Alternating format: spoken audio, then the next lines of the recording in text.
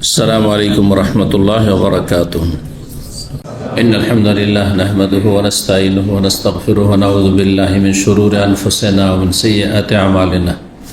من يهده الله فلا مضل له ومن يضلل فلا هادي له. وأشهد أن لا إله إلا الله وحده لا شريك له وأشهد أن محمدا عبده ورسوله صلى الله تعالى عليه وعلى آله وصحبه وسلم تسليما كثيرا.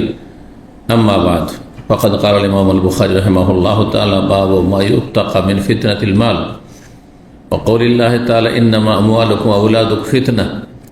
قال حدثني يحيى بن يوسف قال أخبرني أبو بكر بن عياش عن أبي حسين عن أبي صالح عن أبي هريرة رضي الله عنه قال قال النبي صلى الله عليه وسلم تعس عبد الدينار والدرهم والقتيفة والخميسة إن أوتي رضي وإن لم يؤت لم يرضى.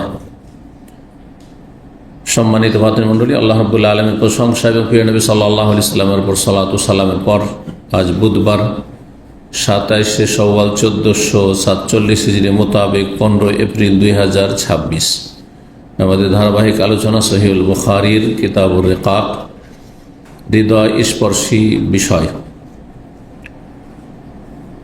আমাদের পর্ব নম্বর 4। ইমাম বুখারীর এই পর্বের অধ্যায় নম্বর হচ্ছে 10। বলছেন বাবু মা ইউত্তাকা মিন ফিতনাতিল মাল। এই অধ্যায় হচ্ছে ধন সম্পদের ফিতনা থেকে বেঁচে থাকা সম্পর্কে। বেঁচে থাকা আবশ্যক, তাকওয়া মানে বেঁচে থাকা, ইউত্তাকা তাকওয়া থেকে, ওয়াত্তাকুন নার জাহান্নামের আগুন থেকে বাঁচো, নিজেকে রক্ষা করো। তো এখানে মা ইউত্তাকা মিন ফিতনাতিল মাল, পয়সার ফিতনা বড় ফিতনা। বরং তিরমিজিতে একটি হাদিস রয়েছে যে প্রত্যেক উম্মত, যে আগের নবীরা চলে গেছেন, প্রত্যেক উম্মত বিশেষভাবে কিছু কিছু ফিতনা রয়েছে, সেই ফিতনাগুলি সবচেয়ে বেশি তাদের মধ্যে ছিল, যাতে মানুষ বিভ্রান্ত হয়েছে, পথভ্রষ্ট হয়েছে বা পাপে জড়িয়ে গেছে। লিকুল্লি উম্মতির ফিতনা, প্রত্যেক জাতির প্রত্যেক উম্মতের এক একটি করে ফিতনা রয়েছে। যেমন হাদিসে বনী ইসরাইল যুগে ছিল, নারী ফিতনাটা খুব বেশি ছিল। ফাইন্না আউয়াল ফিতনাতি বনী ইসরাইল কানাত ফিন নিসা। বনী ইসরাইল নারী সংক্রান্ত বিষয় নিয়ে ফিতনায় জড়িয়ে খুন করে ফেলে। ওই ফিতনা আমাদের এই উম্মতেও আছে, কিন্তু এটি পুরাতন ফিতনা, আগের উম্মতের ফিতনা, ইহুদি নাসারাদের জামানার ফিতনা এই যুগেও আছে। এই যুগে ইহুদি নাসারা চরিত্রের মানুষ মুসলিম সমাজে আছে, সেজন্য এই নারী ফিতনা আছে। আর বিশেষভাবে এই উম্মতের ফিতনা হচ্ছে লিকুল্লি উম্মাতিন ফিতনা ও ফিতনাত উম্মতি আল মাল। নবী সাল্লাল্লাহু আলাইহি ওয়াসাল্লাম হাদিস, প্রত্যেক উম্মতের এক একটি বিশেষ ফিতনা রয়েছে, যার কারণে তারা পাপে লিপ্ত হয়েছে, পথভ্রষ্ট হয়েছে। আর আমার উম্মতের সবচেয়ে বড় ফিতনার কারণ হচ্ছে পয়সা। পয়সার জন্য ইমান হারিয়ে ফেলছে, আমানত হারিয়ে ফেলছে, দিনী ভ্রাতৃত্বকে নষ্ট করে ফেলছে। দিনী ভাই বলে ব্যবসা বাণিজ্য শুরু করলো, টাকা পয়সা ধার কর্জা নিল দিল, আর তারপরে সম্পর্ক এত খারাপ হয়ে গেল শুধু পয়সার জন্য। এই পয়সার জন্য, ধন সম্পদের জন্য, জমি জায়গার জন্য, বাপ মায়ের সাথে ছেলে মেয়ের সম্পর্ক খারাপ, ভাই বোনদের আপসের সম্পর্ক খারাপ, একই মায়ের পেটের ভাই বোন, কোনো সম্পর্ক নেই, পরের সাথে আর চাল চলাফেরা অধিকাংশ মানুষের মুসলিম সমাজ আজকাল দেখছি। তার উঠা বসা, চলাফেরা, খাতির, বিয়ে শাদী সব পরলোক দিয়ে চলছে, যাদের সাথে দুনিয়ার স্বার্থ জড়িত আছে, কিন্তু নিজের নিকট আত্মীয় ভাই বোনদের সাথে সম্পর্ক ভালো নেই। যত পয়সা হলো তত বেশি এরকম সম্পর্ক খারাপ। যত বেশি পয়সা আছে তত বেশি সম্পর্ক খারাপ অবশ্যই তাদের। এটি বড় কোম্পানির মালিক, তারা 5 ভাই, কারোর সাথে কারো মিল নেই। আমি চিনি তাদেরকে, কারোর সাথে কারো মিল নেই। বাংলা ভাষীদের মধ্যে কয়েকটা বড় কোম্পানির একটি কোম্পানি, তার মালিক, তাদের ভাই ভাতিজা কারোর সাথে মিল নেই, বরং ছেলে বাবার দুশ্মন হয়ে গেছে এসব নিয়ে। আউযুবিল্লাহি মিনাশ শাইতানির রাজিম। অথচ যাদের কাছে অল্প স্বল্প পয়সা আছে ভাবছেন যে ওরা কতই না সুখী, ওদের মতো কষ্টে আমরা নেই, আলহামদুলিল্লাহ, অনেক শান্তিতে আছি। বলুন আলহামদুলিল্লাহ। আপনি আপনার স্ত্রী নিয়ে, আপনার ছেলে মেয়ে নিয়ে, আপনার বাপ মায়ের সাথে, আপনার ভাই বোনদের সাথে সুসম্পর্ক আছে, মানসিক, পারিবারিক, শারীরিক সব রকম শান্তি আছে। অল্প স্বল্প যা কিছু হয় তা নিয়েই তাতে আপনি পরিতুষ্ট, খুব শান্তি আছে। কিন্তু যাদের ঝগড়া বিবাদের শেষ নেই, তাতে কোনো শান্তি আছে? কোনো শান্তি নেই। আল্লাহ বড় ফিতনা, এটি পয়সার ফিতনা। ও কওলিল্লাহ তাআলা, মহান আল্লাহর বাণীর তাফসীর সম্পর্কে সূরা তাগাবুনে আয়াত নম্বর 15, ইন্নামা আমওয়ালুকুম ওয়া আওলাদুকুম ফিতনা, নিশ্চয় তোমাদের ধন সম্পদ এবং তোমাদের সন্তান সন্ততি। আওলাদ, ওয়ালাদের বহুবচন। ওয়ালাদ মানে যাকে জন্ম দিয়েছেন, সেটা ছেলেও হইতে পারে, মেয়ে হইতে পারে। ওয়ালাদ মানে শুধু ছেলে সন্তান নয়। আর আজকাল তাদের মাতৃভাষা প্রচলিত ভুল বলে, কাম ওয়ালাদ, হ্যাঁ মানে কটা ছেলে। আনা হিন্দি ওয়াহিদ ওয়ালাদ, হ্যাঁ ওয়াহিদ বিন্ত, ভুল ভাষা। ওয়াহিদ ইবন ওয়াহিদ বিন বলতে, ইবনুন ওয়া বিন্তুন, কথা বোঝা গেছে? ইবনুন ওয়াহিদ বিন্তুন ওয়াহিদ, শুদ্ধ ওয়াহিদা। তা না করে বলে যে একটা ওয়ালাদ একটা বিন্ত। না না, ওয়ালাদ মানে আপনার ছেলে মেয়ে সবই, বোঝা গেছে না? যেমন ইনসান মানে কি? মানুষ, পুরুষ নারী দুটোকে সামিল। কিন্তু যখন রাজুলুন বলবেন পুরুষ মানুষ, ঠিক ওই রকম ইবনুন মানে ছেলে সন্তান, বিন্তুন মানে কন্যা সন্তান, আর ওয়ালাদুন মানে, আওলাদ মানে হচ্ছে ছেলে মেয়ে উভয়, সন্তান সন্ততি। এই জন্য ওয়া আওলাদুকুম, তোমাদের ছেলে মেয়েরা, যাদেরকে জন্ম দিয়েছ, হ্যাঁ জনক আর জাতক, লাম ইয়ালিদ ওয়া লাম ইউলাদ, বুঝলেন? কেউ জন্ম দিয়েছে, হ্যাঁ সে জনক, আর যাদেরকে জন্ম দিয়ে তারা হচ্ছে জাতক। আওলাদুকুম ইন্নামা আওলাদুকুম ইন্নামা আমওয়ালুকুম, তোমাদের ধন সম্পদ আর তোমাদের সন্তান সন্ততি হচ্ছে ফিতনার কারণ। ফিতনা মানে পরীক্ষা, ফিতনা মানে শাস্তি, হ্যাঁ ফিতনা মানে অশান্তি, ফাসাদ, ফিতনা ফাসাদ। ফিতনার অনেকগুলি অর্থ আছে, অনেকগুলি অর্থ আছে আরবি ভাষায়। এই যে দেখেন কয়েকটা কত পার্থক্য রয়েছে। ফিতনা মানে ফিতনা ফাসাদ, এত ফিতনা ফাসাদ, অশান্তি মানে বিশৃঙ্খলা, তাই না, বিপর্যয়।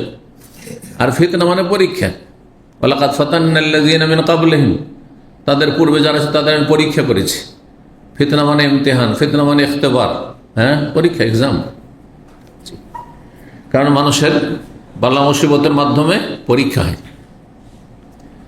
বালা মুসিবতের পরীক্ষা হয়, সেই জন্য বালা মুসিবতকে ফিতনা বলা হয়, পরীক্ষার অর্থে ব্যবহার করা। পরীক্ষায় কেউ উত্তীর্ণ হচ্ছে এই ফিতনায়, পয়সা আছে তারপরে বিভ্রান্ত হয়নি, হ্যাঁ ফিতনা মুক্ত থেকেছে। আবার অধিকাংশ লোক পয়সা হলে হ্যাঁ গুমরাহ হয়ে যাচ্ছে, হ্যাঁ ক্ষমতার জোর হলে পথভ্রষ্ট হয়ে যায়, পাপে জড়িয়ে যাচ্ছে, জুলুম অত্যাচার করছে, হ্যাঁ রাষ্ট্রীয় ক্ষমতা পেলে জুলুম অত্যাচার করছে, প্রশাসনে গেলে জুলুম অত্যাচার করছে, ইত্যাদি ইত্যাদি। আল্লাহর পরীক্ষা এগুলো। তো ফিতনা এই আসলো কোরআনে কারিমে আয়াত। কিন্তু সব ধন সম্পদ, সবার ধন সম্পদকে ফিতনা না, অল্প কিছু লোকের জন্য ফিতনার কারণ নয়, মানে বালা মুসিবতের কারণ নয়, অশান্তির কারণ নয়। দুনিয়া তো শান্তি, আখিরাত তো শান্তি। দুনিয়া তো ভালো নিয়ামত, আখিরাত উত্তম প্রতিদান। কারণ আল্লাহর নিয়ামত ধন সম্পদকে ভালোভাবে ভালো জায়গা থেকে উপার্জন করে ভালো জায়গায় খরচ করেছে। এইরকম সব ছেলে মেয়ে কি হ্যাঁ অশান্তির কারণ? এই জন্য অন্য আয়াত রয়েছে, ইন্না মিন আমওয়ালিকুম ওয়া আওলাদিকুম, হ্যাঁ ইন্না মিন আজওয়াজিকুম ওয়া আওলাদিকুম আদুওয়ান লাকুম, কিছু কিছু তোমাদের যুগল স্ত্রী স্বামী, মহিলার জন্য কিছু কিছু স্বামী, আর পুরুষের জন্য কিছু কিছু স্ত্রী। ইন্না মিন আজওয়াজিকুম ওয়া আওলাদিকুম, তোমাদের ছেলে মেয়েরা, আদুওয়ান লাকুম, তোমাদের শত্রু। তাহলে কিছু কিছু মিন বলেছেন, সব ছেলে মেয়ে শত্রু না, সব স্ত্রী শত্রু না, সব স্বামী শত্রু না। কিন্তু কিছু কিছু স্বামী আছে স্ত্রীর জন্য শত্রু, কিছু কিছু ছেলে মেয়ে আছে শত্রু, হ্যাঁ তোমাদের। আর এইরকমই আপনজন কেউ কেউ শত্রু, তাহলে দুনিয়ার শত্রু না, তোমাদের দিনেরও শত্রু।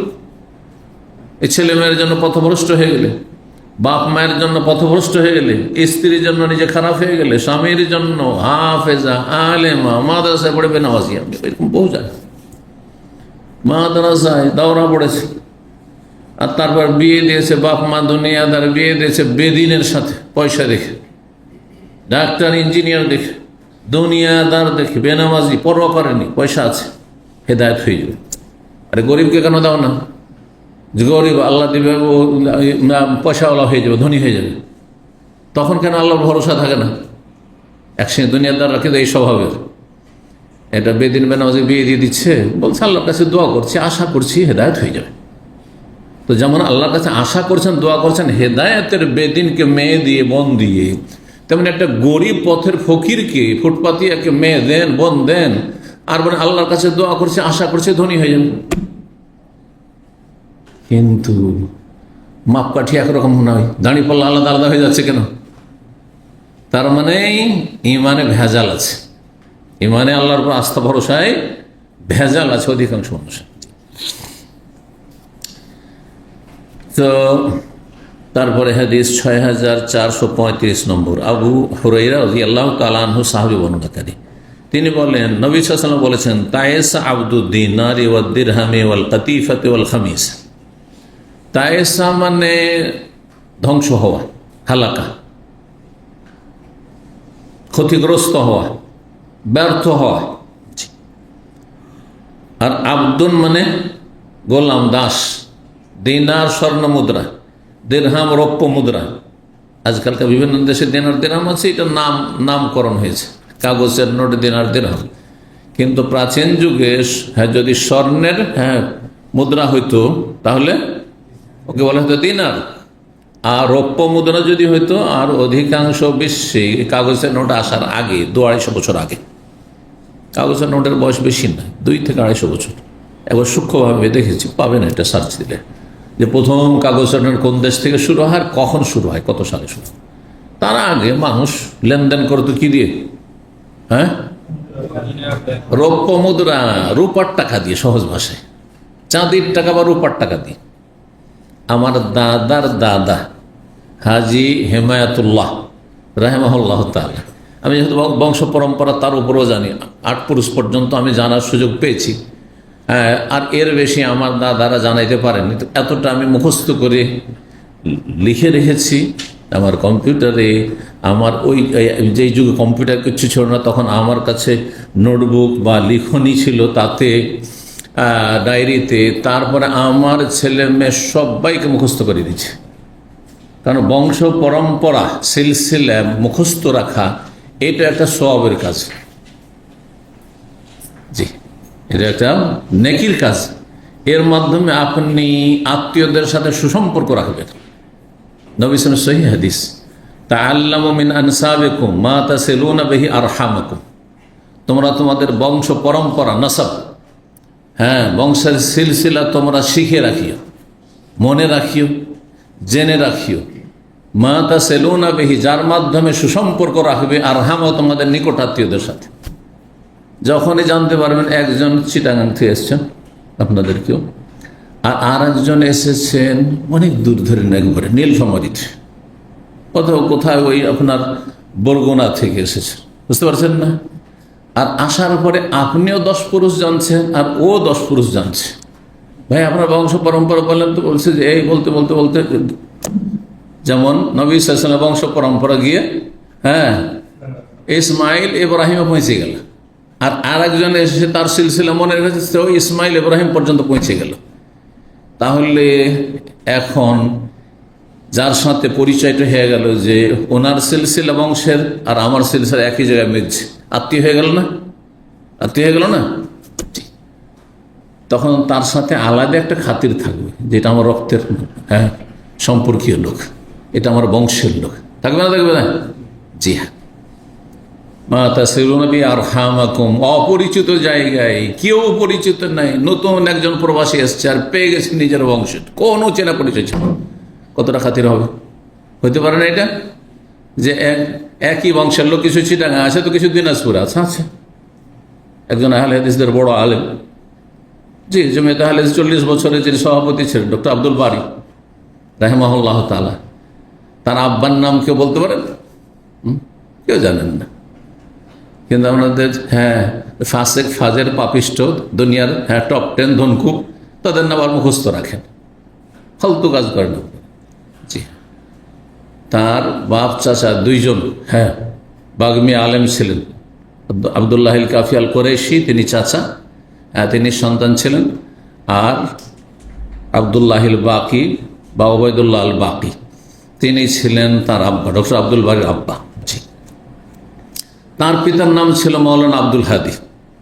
তিনি ভারতের, তখন তো অখণ্ড ভারত, পাকিস্তানও হয়নি, তখন ইন্ডিয়া পাকিস্তানের ভাগও হয়নি, দিল্লি থেকে লেখাপড়া করে গেছেন আর সহি আকিদা নিয়ে গেছেন।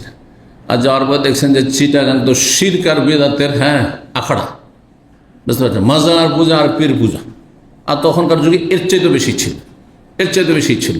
কোরআন সুন্নাহর কোনো দাওয়াত ছিল না। তিনি যখন হেদায়েত হয়ে তাওহীদ সুন্নাহর দাওয়াত দেওয়া শুরু করলেন, তখন এলাকার লোক একবারে উচ্ছেদ করে দিল। জীবন নিয়ে কোন রকম গিয়ে তখন অন্য যে হিজরত করলেন। আর তারপরে তারা এক পর্যায়ে গিয়ে দিনাজপুরের একটি জায়গা, যে গ্রামটার নাম আমার মনে ছিল, তো সেখানে গিয়ে বসবাস শুরু করলেন। এই হচ্ছে। কিন্তু এই ইতিহাস আমরা যেহেতু পড়েছি, জানি, আপনারা পড়েন না, জানেন না। এখন ওই চিরাঙ্গার আত্মীয়দের সাথে যখন পরিচয় হয়ে যাবে যে আমরা সেই বংশের, তাহলে তখন একটা অপরিচিত, তার ভাষার সাথে এখন অমিল, অনেক দূরত্ব দিনাজপুরের ভাষা আর চিরাঙ্গার ভাষা, তারপরে একটা খাতির হবে না? জি হ্যাঁ। তো কি বলতে গিয়ে বললাম, হাজি হেমায়েতুল্লাহ রহমাতুল্লাহ, আমার দাদার দাদা, তিনি বড় ব্যবসায়ী ছিলেন এক সময়। আর কিসের ব্যবসা করতেন জানি না, ওটা কি বলা হয়, আগের গয়নাগুলির ভিতরে যে ঢুকানো হইতো, না তাবিজ, মাকড়ি, এই ধরনের যে ইগুলো ছিল, স্বর্ণকার বলবে, ওগুলোর ভিতরে আমরা লাহা বলি, বড়ই গাছে অথবা বাবলার গাছে যেটা হয়, আর ওইটা ঢুকানো হয় স্বর্ণের ভিতরে। ওটার নাম কি? কেমন স্বর্ণকার, নিউ বর্ন, নতুন যুগের স্বর্ণকার। কি? তো যাই হোক, আচ্ছা, এটাও ভাষা আপনাদেরকে এখন খুঁজতে হবে। তো ওই তখনকার যুগে এই ব্যবসা খুব চলতো, কারণ তখনকার যুগে নেকলেস আর চেন এগুলো অলংকার ছিল না। আমরা ছোটকালে দেখেছি, এখানে একটা তাবিজ দাদিদের গলায় ঝুলতো, আবার 9টা বা 12টা তাবিজ, 10টা তাবিজ শ্বশুরবাড়ি থেকে দিয়েছে ছোট ছোট, ওগুলোর ভিতরে, কারণ সাপোর্টের জন্য, ভিতরে কিছু না থাকলে তো স্বর্ণ ওইভাবে টিকবে না। তো ওই যেইটা দেওয়া হতো, যে ধাতুটা দেওয়া হতো, সেটা তৈরি হইতো ওই গাছ থেকে। এগুলোর চাষের ব্যবসা ছিল। তো ওতে এলাকায় কালেকশন করে বেড়াইতেন। তো একটা ওই আমাদের দেশের যারা আপনার জাঁতা কুটা, বুঝলেন তো, চাকি যে উঠিয়ে বেড়ায় গ্রামে গ্রামে, তো ওদের কাছে এক ধরনের ক্যাঁথার একটা থাকতো, ব্যাগ থাকতো। ওই ব্যাগ তারা নিয়ে বাড়ি, ঠিক ওই রকম ধরনের, ওটাকে বাটুয়া বলা হতো সেই যুগে আঞ্চলিক ভাষা। সেইটাতে করে পয়সা কালেকশন করতে, রূপার পয়সা, রৌপ্য মুদ্রা কালেকশন করতে। তাহলে বেশি দিনের ব্যাপার নয়, যেটা ছিল তখনকার যুগে রৌপ্য মুদ্রা ছিল। জি হ্যাঁ, যেটা বলছিলাম। তো যাই হোক, কথায় কথায় এই কথাগুলি বললাম। তো এখানে তাহলে হাদিসের অর্থে আসি। তায়েসা মানে ধ্বংস হোক, আব্দুদ দিনার, যে দিনারের গোলাম, দিনারের দাস, সোনার দাস, ও দিরহাম রৌপ্য মুদ্রার দাস, রৌপ্য মুদ্রার গোলাম, দিরহাম দিনার গোলাম। ভাব অর্থ আজকাল যে পয়সার গোলাম, আজকাল ব্যবহার করছেন কথাটি। এই লোকটা তো পয়সার গোলাম। কেউ বলছেন পয়সার গোলাম, কেউ বলছেন পয়সার বাচ্চা, বলছেন না? তো এই ভাষাগুলো আব্দ, জি, যে দাস হয়ে গেছে, স্বার্থের দাস। উদ্দেশ্য হচ্ছে কি? উদ্দেশ্য শুধু টাকা আর পয়সা নয়, স্বার্থ। যেখানে স্বার্থ আছে, স্বার্থের গোলাম। স্বার্থের জন্য ধর্মকর্ম সব বিক্রি করে দেব, ত্যাগ করে দেব। দেখুন আজকাল স্বার্থের জন্য এই পাপিষ্ট জ্ঞান পাপীরা শিরক বিদাতকে, হিন্দুদের সংস্কৃত সভ্যতাকে জায়েজ করে দিল ধর্মীয় লেভেলে। আউযু বিল্লাহি মিনাশ শাইতানির রাজিম। এক শ্রেণীর লোকেরা, নাস্তিকরা করতো, সেকুলাররা করতো, বেদিনরা করতো, বৈশাখী আর মঙ্গল যাত্রা না কি যাত্রা বলছে সব করতো। তো এসব করতো তারা দুনিয়াদারিতে করতো, কারণ তারা ধর্মকর্মের ধার ধারত না। কিন্তু এই যে ইসলামী জামাতের লেবেল লাগিয়ে যারা করছে, তারা ধর্মীয় রং দিয়ে এখন সেটাকে জায়েজ করে দিয়েছে। এরা হচ্ছে জ্ঞান পাপী, এরা দল্লন মদিল্লন, নিজেরা পথভ্রষ্ট, অন্যদের অসংখ্য মানুষকে পথভ্রষ্ট করে জাহান্নামে যাবে এবং জাহান্নামে নিয়ে যাবে। সতর্ক সাবধানীদের থেকে ধর্ম ব্যবসায়ীরা, ধর্মকে পুঁজি করে যারা রাজনীতি করে আর পীর মুরিদের ব্যবসা করে, মাজার ব্যবসা করে, কোরআন খানি বক্সানোর ব্যবসা করে, যতগুলো বিদাতি ব্যবসা করে, সেম একই পথভ্রষ্ট, একই রকম পথভ্রষ্ট। শুধু মাজার ব্যবসা করলে, পীর মুরিদের ব্যবসা করলে পথভ্রষ্ট হয়, আর রাজনীতি, ইসলাম নিয়ে রাজনীতি করে সবকে হারামকে জায়েজ করবেন। কালকে যেটা হারাম ছিল, আপনার বাবা যেটাকে হারাম বলেছে, ছেলে ওইটাকে জায়েজ করছে। আউযুবিল্লাহি মিনাশ শাইতানির রাজিম। নাসাল্লাহ সালামাত ওয়াল আফিয়া। এদের অনিষ্ট থেকে আল্লাহ রাব্বুল আলামিন রক্ষা করুন, এবং এদের অনিষ্ট ওদের দিকে আল্লাহ ফিরিয়ে দিয়ে ওদেরকে আল্লাহ রাব্বুল আলামিন দূর করুন, এবং জাতিকে আল্লাহ এইসব গুমরাহি থেকে বেঁচে থাকার তৌফিক দান করুন। এরা হচ্ছে স্বার্থের গোলাম, এরা ধ্বংস হোক। নবী সাল্লাল্লাহু আলাইহি ওয়াসাল্লাম বলছেন, বদদুয়া দিয়েছেন নবী সাল্লাল্লাহু আলাইহি ওয়াসাল্লাম, সংবাদ দিয়েছেন, দুটি হইতে পারে। তাই এসা ধ্বংস হোক আর ধ্বংস হয়েছে, দুটি অর্থ হইতে পারে। কারণ নবী সাল্লাল্লাহু আলাইহি ওয়াসাল্লামের কাছে ওহী আসে, যারা স্বার্থের গোলাম, যারা পয়সার গোলাম, যারা দুনিয়ার গোলাম, তারা ধ্বংস হয়েছে, হবে। এটা হচ্ছে জুমলা খাবরিয়া। আর জুমলা দুআয়ে ইনশাইয়া হচ্ছে যে ধ্বংস হোক। জাযাকাল্লাহু খায়রান শাব্দিক অর্থ কি? এটা শাব্দিক অর্থ জাযা এজি, এটা ফিল মাযি, মানে প্রতিদান আল্লাহ দিয়েছেন, আল্লাহ প্রতিদান দিয়েছেন আপনাকে ভালো। এটা হচ্ছে সংবাদ, জুমলা খাবরিয়া হয়ে গেল। কিন্তু আমরা জুমলা খাবরিয়ার উদ্দেশ্য বলি না, জুমলা ইনশাইয়া, দোয়া দিচ্ছি, দোয়ার জুমলা। আল্লাহ আপনাকে উত্তম বদলা দিক, বুঝছেন না? দুটি অর্থ হয়। ঠিক ওই রকমই এখানে দুটি অর্থ হইতে পারে। জি, আশা করি এই সূক্ষ্ম কথাগুলো বুঝছেন। ওয়াল কাতিফা, কাতিফা কাকে বলে? রেশমি চাদর, রেশমি চাদর, রেশমের তৈরি চাদরের যারা গোলাম। ওয়াল খামিসা, আর পশমি কাপড়ের, পশমি কাপড়ের যারা গোলাম, অর্থাৎ স্বার্থের গোলাম। তখনকার যুগে একটা যদি রেশমি কাপড় পায়, অনেক মূল্যবান তাদের কাছে ছিল 1400 বছর আগে। একটা যদি পশমি চাদর পায় বা কাপড় পায়, সেটাই তাদের কাছে মূল্যবান ছিল। এখন হয়তো এইসব কাপড় চোপড়ের তেমন কোনো মূল্য থাকেনি।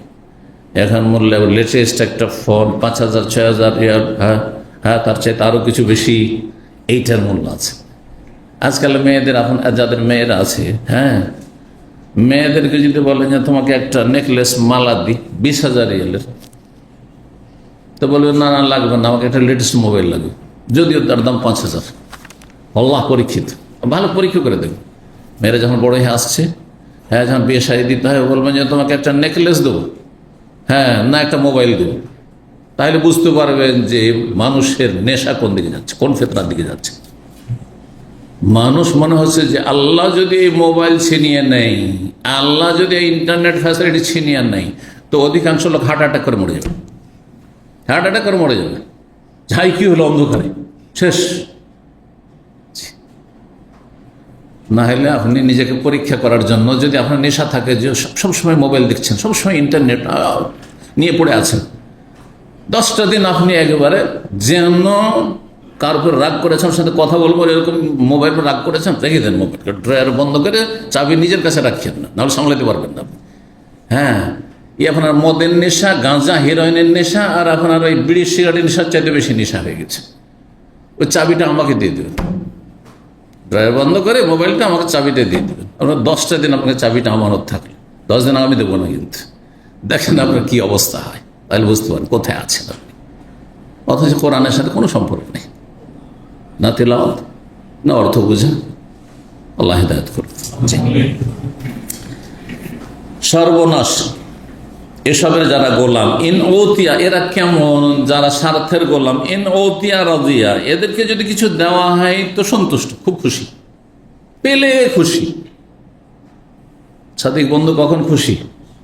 এখানে আসছেন, নিয়ে চলে যান বুফেতে, চা খাওয়ান, কফি খাওয়ান, রাত্রে এখানে একটা পার্টিতে বসে যান, প্রত্যেক সপ্তাহে বৃহস্পতিবার রাতে দেন একটা করে দাওয়াত, খুব খুশি।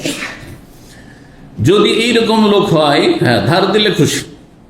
এই গিজাজে পাশে মহল্লা 2 ভাই ছিলেন আমাদের, দিনী ভাই, 2টো ইসলাম সেন্টার আসতো। কথা বুঝতে পারছেন? একজন এসে বলছে যে শেখ, আমার রুমে কিছু লোকের আছে, জানতে বললাম যে কি আছে, তাও জানি আমি ওদেরকে, তার খুব চিনতাম, নিয়মিত তারা আসতো, কয়েকজন তারা একসাথে থাকে। বলছে মাস শেষে বেতন পাওয়ার পরে ধার চাই, প্রত্যেক মাসে ধার চাই। আর যদি ধার না দিত 3-4 দিন কথাই বন্ধ, কথাই বলেন না। এরা হচ্ছে আব্দুদ্দিন আর আব্দুদ্দিন হাম, এরা হচ্ছে স্বার্থের গোলাম। স্বার্থে আঘাত লাগলো, মন খারাপ হয়ে গেল, কথা বন্ধ হয়ে গেল, চেহারা লাল হয়ে গেল। আল্লাহ হেদায়েত করুন। ওয়াইলাম ইউতা, যদি না দেওয়া হয়, লাম ইয়ারদা, তাহলে রাজি হয় না, অসন্তুষ্ট হয়ে যায়, মনক্ষুণ্ণ হয়। 6436 নম্বর হাদিস। এটা কি? পয়সার ফিতনা। পয়সার ফিতনার কারণে দিলে খুশি, না দিলে না খুশি। অধিকাংশ আত্মীয় স্বজন দেখবেন আজকাল এরকম হয়ে গেছে, কারণ স্বার্থ, যেমন অনাত্মীয়র স্বার্থ আপনার আমার সাথে, আত্মীয়দের স্বার্থ, রক্তের স্বার্থকে কোনো পরবাই করে না। দিনদারি তার স্বার্থ, ধার্মিকতা, আল্লাহ ভীরু তার স্বার্থ, কোনো স্বার্থই না, ইল্লা মান রাহিমাল্লাহ। দেখবেন ওই সব ভাই বোনদের সাথে খাতির, যাদেরকে যত বেশি খাওয়াইতে পারছেন, যত বেশি দিতে পারছেন, না দিতে পারেন যদি, তাহলে কোনো খাতির নেই, কোনো খাতির নেই। কিন্তু দেন, তাহলে স্বার্থ আছে। সামান্য সারা জীবন দিচ্ছেন দিচ্ছেন দিচ্ছেন, কখনো দিতে পারলেন না, বা এখন অভাব হয়ে গেছে, আর কোনো সম্পর্ক নাই, তো সম্পর্ক ধীরে ধীরে হালকা হয়ে যাচ্ছে। এরা হচ্ছে টাকা পয়সার গোলাম। 6436 নম্বর হাদিস। হাদিস বর্ণনা করেছেন আব্দুল্লাহ বিন আব্বাস রাদিয়াল্লাহু তাআলা আনহুমা। তিনি বলেন, সামিআতুন নবী সাল্লাল্লাহু আলাইহি ইয়াকুল, আমি নবী সাল্লাল্লাহু বলতে শুনেছি, লাউ কানা ইবনে আদম ওয়াদিয়ান মিন মালিন, আদম সন্তানের কাছে ধন সম্পদে পরিপূর্ণ 2টি উপত্যকাও যদি থাকে, যদি আদম সন্তানের কাছে, মানুষের কাছে, আমার কাছে, আপনার কাছে, ওয়াদি মানে হচ্ছে উপত্যকা, 2 দিকে পাহাড়। আরব দেশে বেশিরভাগ পাহাড়, সেন উপত্যকা বলা হয়েছে। আমাদের দেশে পাহাড় নেই, তো উপত্যকার নামটা নেই। কি আছে? মাঠ আছে, বিশাল মাঠ। এই গ্রাম থেকে ওই গ্রাম 10 কিলোমিটার, 15 কিলোমিটার মাঠ আর মাঠ। হয়তো কিছু খালবিল আছে, না হলে তাও নেই। হ্যাঁ, ফসলের সময় ফসল সবুজ হয়ে আছে, মাঠ ভরা, ভরা মাঠ। তো এখানে ভরা মাঠের অর্থে করেন খুব সহজ ভাষায় বোঝার জন্য। আদম সন্তানের কাছে সম্পদে পরিপূর্ণ 2টো যদি মাঠ থাকে, 2টো মাঠ, 2টো মাঠ ভর্তি স্বর্ণ, চাঁদি, টাকা পয়সায়, রিয়াল, ডলারে, হ্যাঁ, 2টো মাঠ ভর্তি আপনার পরিপূর্ণ হয়ে আছে ধন দৌলত। বাড়িতে তো জায়গা নেই, গোটা মাঠ ভর্তি হয়ে আছে, তাহলে ক্ষান্ত হয়ে যাবে? লাভ টাকা সালেসান, তৃতীয় চাইবে। দুনিয়ার পরাশক্তি, দুনিয়াতে যে কয়েকটা দেশ বেশি শক্তিশালী মনে করা হচ্ছে, হ্যাঁ, আমেরিকা, রাশিয়া, চায়না, হ্যাঁ, ঠিক না? এরা কি তাতে ক্ষান্ত হচ্ছে? হ্যাঁ, ক্ষান্ত হচ্ছে। লাভ টাকা সালেসান, আরো কিছু দখল করো, আর কিছু দখল করো।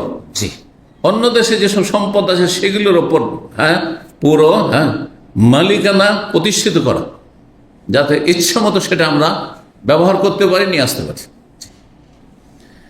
এটা হচ্ছে মানুষের চরিত্র, শুধু কাফের চরিত্র না, অধিকাংশ মুসলিমের চরিত্র।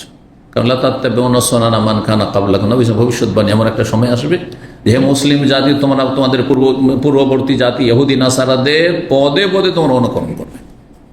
আকিদার ক্ষেত্রে, আমলের ক্ষেত্রে, আখলাক চরিত্রের ক্ষেত্রে, দুনিয়ার লোভ লালসার ক্ষেত্রে, স্বার্থের ক্ষেত্রে, সব ক্ষেত্রে। শুধু একটি বিষয় নেই যে কাফেররা, হ্যাঁ, শিরিক করে, তোমরাও শিরিক করবে শুধু, হ্যাঁ, কাফেররা মানব রচিত ধর্ম পালন করে, তোমরাও বেদাত করবে, শুধু এই সীমিত অর্থ বোঝানো হয়নি হাদিসে, কিন্তু ব্যাপক অর্থ রয়েছে। 2টো মাঠ পরিপূর্ণ যদি ধন সম্পদ থাকে, তারপরও আদম সন্তান লাভ টাকা, তৃতীয় মাঠ চাইবে যে আরেকটা মাঠ ভর্তি যদি সোনা দানা হইতো, তাহলে কখন ক্ষান্ত হবে? মরণ না আসলেই, হ্যাঁ, মাটির তলায় না গেলে ক্ষান্ত হবে না। ওয়ালাই আমলাও জফা ইবনে আদম, আদম সন্তানের পেট ভরবে না। জফ মানে পেট, বাতন। আদম সন্তানের পেট ভরবে না ইল্লা তোরাব, তবে মাটি, মাটি ভর্তি করতে পারবে। মাটি ভর্তি করতে পারে মানে মানে মরলে, কবরে গেলে পেট ভরে যাবে, মন ভরে গেছে, আর উপায় নেই, আর কি চাইবে, চাওয়ার সুযোগ নেই, কামনা বাসনার সুযোগই নেই। তবে এখনো সময় আছে হে মানুষ, হে আদম সন্তান, ওয়াতুবুল্লাহ আলা মান তাবা, যে তওবা করবে আল্লাহ তার তওবা কবুল করবে। ভুল হয়েছে, লোভ লালসা ছিল, হ্যাঁ, আর তারপরে দুনিয়ামুখী হয়ে গেছিলে, এখনো তওবার রাস্তা খোলা আছে, কারণ তুমি এখনো কর্মজগতে আছো। 6437 নম্বর হাদিস বর্ণনা করেছেন আব্দুল্লাহ ইবনে আব্বাস রাদিয়াল্লাহু তাআলা। এই হাদিসটি বারবার করে আসছে, বিভিন্ন ভাষা দিয়ে যেহেতু এসছে, কিছু কিছু শব্দের পার্থক্যের সাথে, সেই জন্য পার্থক্যগুলো দেখাচ্ছি এখানে। রাসূলুল্লাহ সাল্লাল্লাহু আলাইহি ওয়াসাল্লামের কাছে আমি শুনেছি, ইবনে আব্বাস বলছেন, লাউ আন্না লিবনি আদম মিসলা ওয়াদিন, ওখানে ওয়াদিয়ান মিন মাল, এখানে রয়েছে যদি আদম সন্তানের যদি এক উপত্যকা পরিপূর্ণ ধন সম্পদ থাকে, লাহাব্বা লাহু আইয়ান লাহাব্বা আন্না লাহু ইলাইহি মিসলাহু, তাহলে সে চাইবে, কামনা করবে, পছন্দ করবে যে যদি এর মতো আরো একটা হইতো, এক মাঠ আছে ভর্তি, হ্যাঁ, আর এক মাঠ ভর্তি যদি সোনা দানা পেয়ে যেতাম, দুইটা হইল, তাতেও ভরছে না, তৃতীয় চাইবে, তখন তিনটা হয়ে গেছে, চারটা চাইবে, আরো চাইবে, হালমে মজিদ। এটি হচ্ছে জাহান্নামের চরিত্র। জাহান্নামে ফেলতেই থাকবেন, আল্লাহ ফেলতেই থাকবেন, ঢোকাইতে থাকবেন, আর বারবার আল্লাহ জিজ্ঞাসা করবেন, হালিম তালাতে, সূরা কাফে আছে না, ইয়াওমা নাকুলি জাহান্নামা হালিম তালাতি, পেট ভরেছে, হয়েছে, যথেষ্ট হয়েছে। জাহান্নাম কি বলবে? তাকুল হালমি মজিদ, আরো আছে জাহান্নামী, আল্লাহ আরো লাগবে। তো এইরকম কিছু লোকের জাহান্নামের মতো পেট হয়ে গেছে, হালাল হারাম সব একাকার করে দিয়ে, আরাম খেয়ে হারাম জীবনযাপন করে, পাপে ডুবে থেকে হিতাহিত জ্ঞান হারিয়ে ফেলেছে, ইমান ইসলাম তো হারিয়ে ফেলেছে, মানুষত্ব পর্যন্ত হারিয়ে ফেলেছে। নাসাল্লাহ সালামত ওয়ালা ইয়ামলাউ আইনা ইবনে আদম, আদম সন্তানের চোখ, হ্যাঁ, ভরবে না, মানে এখানে চোখের কথা বলা হয়েছে, ওখানে কি বলা হয়েছে? পেট ভরবেন না, পেট ভরে। চোখ কেমন করে ভরে? চোখে দেখে শান্তি হয়, চোখে দেখলে যে শান্তি হয়, টাকা পয়সা দেখে উফ, হ্যাঁ, চোখ জুড়িয়ে গেছে, জুড়িয়ে বুঝেন তো, ঠান্ডা হওয়া, চক্ষু শীতল হওয়া, খুব সহজ ভাষা বললাম, গ্রাম্য ভাষা, তাই না? হ্যাঁ, চক্ষু জোড়ানো বুঝেন না? হ্যাঁ, তাহলে চক্ষু জোড়ানো, তারপরে ঠান্ডা হওয়া, শীতল হওয়া। জি, তো আদম সন্তানের, হ্যাঁ, চক্ষু শীতল হবে না, চক্ষু ভরবে না, মানে চক্ষু শীতল হবে না, কিসে হবে? হ্যাঁ, তৃপ্তি কখন হবে? ইল্লা তোরা, মাটিতে গেলে। সূরা তাকাসুরের তাফসীর, আল্লাহকুমুত তাকাসুর, তোমাদেরকে উদাসীন করে রেখেছি, গাফিল করে রেখেছি, বেখবর করে রেখেছে আল্লাহ পরকাল থেকে, আর জান্নাত থেকে, জাহান্নামের আযাব থেকে, কবরের জীবন থেকে। তাকাসুর, ধন সম্পদের আধিক্যের কামনা বাসনা, ধন সম্পদের প্রাচুর্যের কামনা বাসনা, কম্পিটিশন, কে কত পারি, কে কত পয়সাওয়ালা হইতে পারে, কে কত সুখী হইতে পারে। হাত্তা, কতদিন পর্যন্ত এটা চলতে থাকবে? হাত্তা জোরতুল মাকাবির, যতক্ষণ পর্যন্ত কবরের ভিজিট না করেছে। কবর জিয়ারত করা মানে কবর দেখতে যাওয়া, মানে কবরে না ঢুকেছে, প্র্যাকটিক্যালি যতক্ষণ না দেখবে। এটা তো চোখে শুধু কবর দেখলেন, ওই দেখা নয়, ওই দেখে অধিকাংশ লোক কবরস্থানে গিয়েও দুনিয়ার গল্প করছে, জানাজা পড়তে গিয়েও দুনিয়ার গল্প, টাকা পয়সার গল্প চলছে না? জানাজা পড়ার পরে আমাদের দেশে দেখবেন, খেয়াল করে, জানাজা পড়ার পরে ওই মাটি দিবে, সেজন্য ইন্তজার করে, তার মধ্যেও দুনিয়ার গল্প চলছে। আচ্ছা, তারপরে জানাজা মাইয়াত রেখে আজকাল নতুন বিদাত শুরু হয়েছে, মাইয়াতকে সামনে রেখে নেতা সাহেব লেকচার দেওয়া শুরু করছে, হুজুর সাহেব লেকচার দেওয়া শুরু করছে, আর এই জীবিত লোককে নিয়ে তো রাজনীতি করছে, ওই মরার লাশকে নিয়েও রাজনীতি করছে। হ্যাঁ, কাউকে শহীদ আখ্যা দিয়ে, আর কাউকে আর কিছু করে, আর এর প্রতিশোধ নিতে হবে, তো এই করতে হবে, তো সেই করতে হবে, এই করতে হবে, রাজনীতি। মরা লাশ কেন রাজনীতি? লেকচারের অধিকার কোথায় আছে? নবী সাল্লাল্লাহু আলাইহি ওয়াসাল্লাম একটা মাইয়িতকে সামনে রেখে 1 মিনিট লেকচার দিয়েছেন। বেশি বলছিলাম, 5 মিনিট বললাম না, 1 মিনিট লেকচার। নবী সাল্লাল্লাহু আলাইহি ওয়াসাল্লাম কোন সাহাবী মারা গেছেন, জানাজা পড়তে গিয়ে বক্তব্য করছেন, ওয়াজ করছেন, দেখান। এটি নব আবিষ্কৃত বেদাত কাদের? যারা বিভিন্ন বিষয় নিয়ে রাজনীতি করে, বিভিন্ন ইস্যু কে নিয়ে রাজনীতির একটা সুযোগ খুঁজে, যে এটা দিয়ে মানুষের আবেগ নিয়ে খেলা করতে হবে আর নিজের ফেভারিট আনতে হবে। বুঝতে পেরেছেন? সতর্ক সাবধানী সমস্ত বেদাত থেকে। নতুন নতুন বেদাতগুলি সম্পর্কে অনেকে টের পায় না, ঠিকই লাগছে মনে হচ্ছে, হ্যাঁ প্রতিবাদ হলো আজকের জানা যায় অন্যায়ের প্রতিবাদ করা হলো, আজকের জানা যায় এই করা হলো সেই করা হলো। কিন্তু যেই ব্যক্তি করেছেন, হ্যাঁ, সেটা হক প্রতিষ্ঠার জন্য নয়, নাই প্রতিষ্ঠার জন্য না, এটা নিয়ে রাজনীতি করার জন্য, আগামী দিনে যাতে করে ক্ষমতায় যেতে পারে।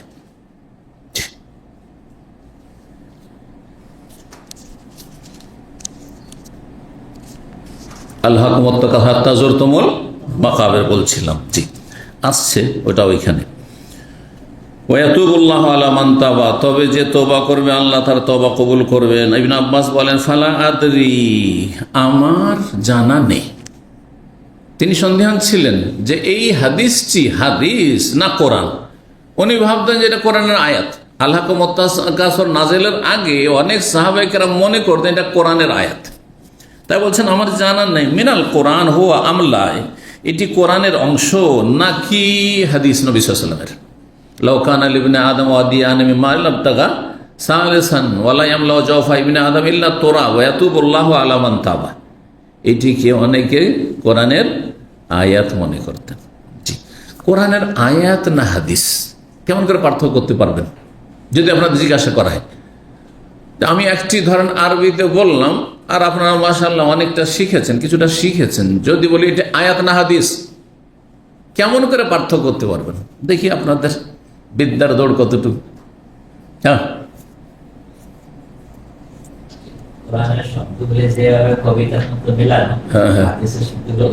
আচ্ছা, অনেক হাদিস এরকম আছে, কিছুটা পার্থক্য আছে, কিন্তু ভাষা গান গভীর না থাকলে হবে না। সেটা একটা তরিকা, সহজ তরিকা, সেটা হচ্ছে যদি কোরআন মুখস্থ থাকে, কোরআনের হাফেজ আর ভালো হাফেজ, এই গতানুগতিক হাফেজ না, যে তাদের হদিসই নাই, মুখস্থ করে নিয়েছে, আমার ভুলে গেছে। কোরআনের ভালো হাফেজ, আর আপনার সামনে হয়তো একটা হাদিস পেশ করা হচ্ছে অথবা আয়াত, তখন যদি জিজ্ঞাসা করা ভাই এটা আয়াত না হাদিস, তো বলতে পারেন যে এটা আয়াত, কারণ আমার মুখস্থ আছে। হাদিস আমার মুখস্থ নেই, কিন্তু আয়াত মুখস্থ আছে, ঠিক কিনা? আমাদের যেমন আয়াত মুখস্থ আছে আর হাদিসও মুখস্থ আছে। যদি কোনো আয়াত ধারাবাহিক না থাকে, তবু একটা শব্দ যদি আপনি ভুল করেন, তবুও ধরে নিতে পারো যে এখানে একটা ভুল করে দিলেন আপনি। বুঝতে পারছেন না? সুতরাং আমাদের জন্য তো সহজ, আমাদের জন্য এটা আয়াত না হাদিস এটা বোঝা সহজ। কিন্তু যদি আপনার এর চাইতে কম থাকে, তাহলে আর একটা সহজ তরিকা, যে কোরআন মুখস্থ আছে আর হাদিস মুখস্থ নাই, কিন্তু যতটা আমার মুখস্থ আছে তার মধ্যে পাচ্ছি না, তার মানে এটি হচ্ছে হাদিস, আয়াত নয়। এটা আর একটা তরিকা। আর একটি তরিকা হচ্ছে, যদি আরবি ভাষার ওপর গভীর জ্ঞান থাকে, আরবি ভাষার ওপর গভীর জ্ঞান থাকে, আরবি ভাষা শুধু নাহু সারফের গ্রামার নয়, এছাড়াও এতে ইলমুল বালাগা, অলঙ্কার বিদ্যা রয়েছে। অলঙ্কার বিদ্যা যেটা বাংলায় বলা হয় ইলমুল বালাগা, ইলমুল ফাসাহা, হ্যাঁ, অলঙ্কারপূর্ণ ভাষা। দেখেন, আমিও কথা বলছি আর আপনিও কথা বলছেন, কিন্তু দুইজনের কথার মাঝে পার্থক্য রয়েছে। একজনের কথা শুনতেই ভালো লাগে না, আরেকজনের কথা শুনতে ভালো লাগছে। কেন? হ্যাঁ, বিভিন্ন কারণে, গুরুত্বপূর্ণ কারণ হচ্ছে বাকপটু, বলে না বাকপটু? হ্যাঁ, যার ভাষা সুন্দর, যার ভাষা সুন্দর তার কথা শুনতে হ্যাঁ ভালো লাগে। আর একটা জ্ঞানীদেরকে ভালো লাগে যদি তথ্যবহুল হয়, হ্যাঁ, ভালো ম্যাটেরিয়াল আছে, ভালো তথ্য আছে, সবাই ঘন্টার পর ঘন্টা তাকাচ্ছে, একটু ক্লান্ত হচ্ছেন, কারণ অনেক কিছু জানতে পারছে। বুঝতে পারছেন? কিন্তু এটা অনেক সময় হয় না, উল্টা পাল্টা কথাবার্তাই হয়তো বলছে, কিন্তু এমন আকর্ষণীয় ভাষায় বলছে যে মানুষ পাগলিয়ে শুনছে। আমাদের দেশীয় বক্তা যেগুলো সুরসারের বক্তা, 3 ঘন্টা 4 ঘন্টা পাগলের মতো মানুষ শুনছে, অথচ 3 ঘন্টা পরে যদি জিজ্ঞাসা করেন যে কি শুনলেন, ভাই অনেক ভালো লাগলো, এত সুন্দর ওয়াজ জীবনেও শুনিনি, কি শুনলেন একটু বলেন তো, 5 মিনিট বলেন তো। বলছে তা মনে নাই, কিন্তু খুব মজা লাগলো। কারণটা হচ্ছে ওই যে বাকপটু, হ্যাঁ বাকপটু, হ্যাঁ মিষ্টি ভাষা, আকর্ষণীয় ভাষায় আপনাকে টেনে নিয়েছে, এবারে জাদু করে দিয়েছে আপনার। ইন্না মিনাল বায়ানি লা সিহরা, হাদিস রয়েছে। কিছু কিছু বয়ান আছে, লেকচার আছে, আলোচনা আছে, যাদের সেহর, জাদুর মতো কাজ করে, জাদুর মতো কাজ করে। তো যখন আপনার গভীর জ্ঞান থাকবে আরবি ভাষার উপর, তখন আল্লাহর বাণী আর রসুলের বাণীতে কিছুটা পার্থক্য অবশ্যই আছে। এই পার্থক্যটা তখন বুঝতে পারবেন আপনার কি দিয়ে, ইলমুল বালাগা, অলংকার বিদ্যার জোরে আপনি জানতে পারবেন যে এত সুন্দর অলংকার পূর্ণ ভাষা আল্লাহ ছাড়া রসুল হতে পারবে, এটা প্রণায়াত, অথচ হয়তো মুখস্থ নেই আপনার। আচ্ছা, নবী সাল্লাল্লাহু আলাইহি ভাষা আর অন্য একজন আরবিয়ানের ভাষায় অনেক পার্থক্য আছে। কারণ নবী সাল্লাল্লাহু আলাইহি সাল্লামকে ভাষা জ্ঞান আল্লাহ প্রদত্ত স্পেশাল ছিল। হ্যাঁ, অলংকারপূর্ণ ভাষা বলার যে ক্ষমতা দেওয়া হয়েছিল, কোনো কবিকে দেওয়া হয়নি। এই জন্য কবিতার প্রতিযোগিতায় মক্কায় ঘটনা রয়েছে, যখন কাব্য রচনার যুগ ছিল, আর সেই যুগে বড় বড় সেরা সেরা আরবি কবি ছিল। সেই যুগে একজন ইন্না আতাইনা কাল কাউসার ফাসাল্লি লিরাব্বিকা ওয়ানহার ইন্না শানিআকা হুয়াল আবতার, আর একজন কবি এসে লিখছে হাযা লাইসা মিন কালামিল বাশার, এটা মানুষের কথা হইতেই পারে না। আমাদের মতো কবিরা এইরকম অলংকারপূর্ণ কথা রচনাই করতে পারে না। কথা বুঝতে পারছেন না? যে ভাষা জ্ঞান রাখে সে অবশ্যই বুঝবে যে এটি আল্লাহর কালাম বা এটা রসুলের কালাম। এই জন্য অনেক জাল জয়ীফ হাদিস সম্পর্কে আমাদের দীর্ঘদিনের পড়াশোনার মাধ্যমে যখন একটা হাদিস আরবিতে কেউ শোনাচ্ছে, বলছে এটা হাদিস নয়, এটা হাদিস নয়, অথবা এটা জাল হাদিস। যেমন কে শোনাচ্ছে আমাকে, উতলুবুল ইলমা ওয়ালাউ কানা বিসসিন, তুমি জ্ঞান অর্জন করো যদি সুদূর চীনেও যেতে হয়। আগের যুগের বড় বড় বক্তারা, বাঙালি বক্তারা এগুলি শুনাইত। চীন দেশে গিয়ে এলেম শিখো। বলেন 1400 নবীর যুগে চীন দেশে ইসলাম ছিল? আর তারপরে ছিল না এখন আছে? কখনো নেই। ইসলামের জ্ঞান অর্জন করার জন্য কেউ চীন দেশে যেতে হবে, এই 1400 বছর ইতিহাসে কখনো প্রয়োজন হয়েছে? এমন কোনো ভালো আলেম তৈরি হয়েছে? আরে ভারত উপমহাদেশে কিছু ভালো আলেম তৈরি, যাদের কাছে এলেম শিখেছে আরব থেকে কিছু, যে এক সময় ছিল, এখন নেই। কিন্তু চীন দেশে কখনো হয়নি, মালয়েশিয়াতে কখনো হয়নি, ইন্দোনেশিয়াতে কখনো হয়নি। দাদা বোঝা গেছে? এখন যদি কেউ হাদিস বানিয়ে দেয় যে শুধু মালয়েশিয়াতে গেলে ইসলাম শিখ, ভাই ওখানে আছে, তার চেয়ে বড় বড় আলেম আরব দেশে আছে, ওর চেয়ে ভারত উপমহাদেশে আছে। হ্যাঁ, বুঝতে পারছেন কিনা? জি হ্যাঁ। তো ভাষা শুনলে বোঝা যায় যে এটা হাদিস নাই, এটা মানুষের গড়া হাদিস, জাল হাদিস।